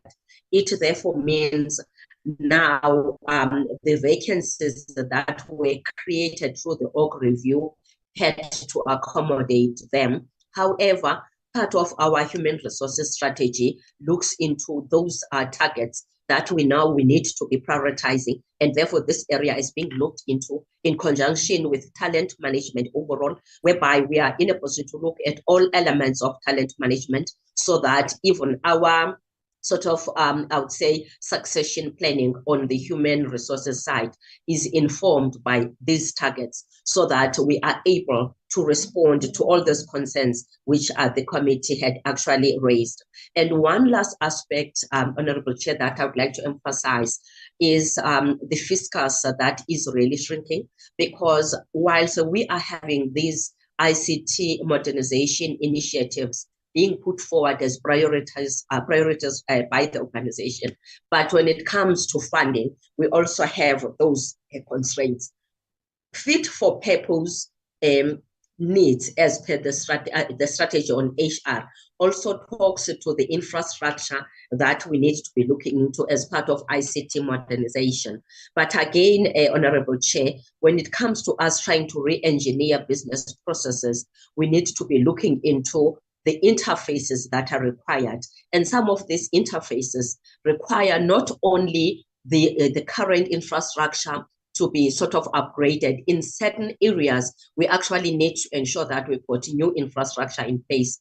Besides the replacement of those areas, like we've already been guided by the honorable members in terms of our laboratories, in terms of the infrastructure that is aging when it comes even to pipes, comes even to other areas in terms of infrastructure. Therefore, Chair, we are looking into it, but at the same time, we need to ensure that we are able to collaborate effectively and be in a position to lead the organization to being sustainable while we are going through this transition in terms of applying our digital transformation strategy, which will ensure the interface is able to even lead to quicker turnaround times, so that even with our clients, we don't have clients that might be migrating to other people because of lengthy turnarounds, because of the manual systems that might be there as a result of the traditional way of doing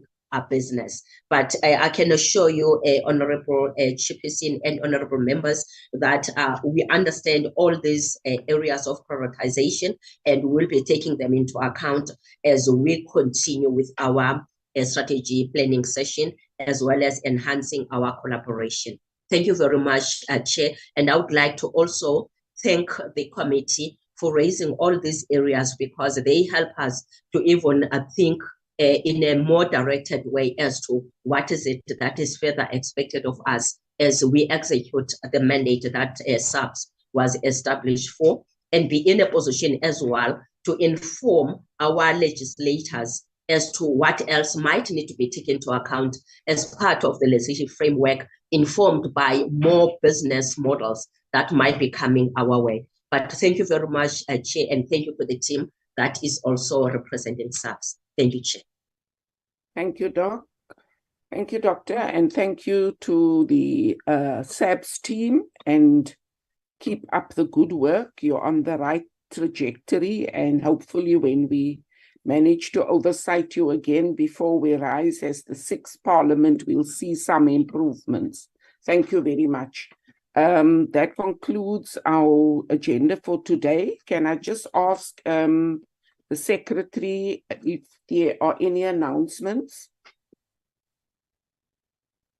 Chair, just to alert members that we're meeting tomorrow to consider the company's amendment bill and the company's second amendment bill.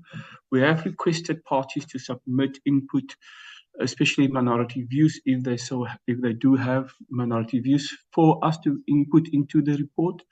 So just a reminder for political parties to submit any minority views if they do have any, Chair. Chair, another reminder is that our meeting on the 28th of November with the SIU will be an in-person meeting in room S12A in Parliament, just to alert members about that in-person meeting on the 28th of November, Chair. Thank you. Thank you very much. That concludes our business for today, members. See you tomorrow. Thank you so much. Meeting stands adjourned. Thank you, Chair. Thank you. Thank you. Bye. Bye.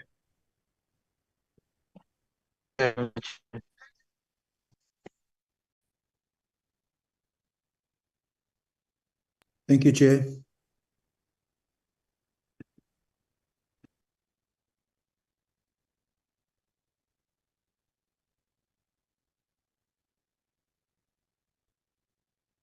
Yeah, listen to the wind.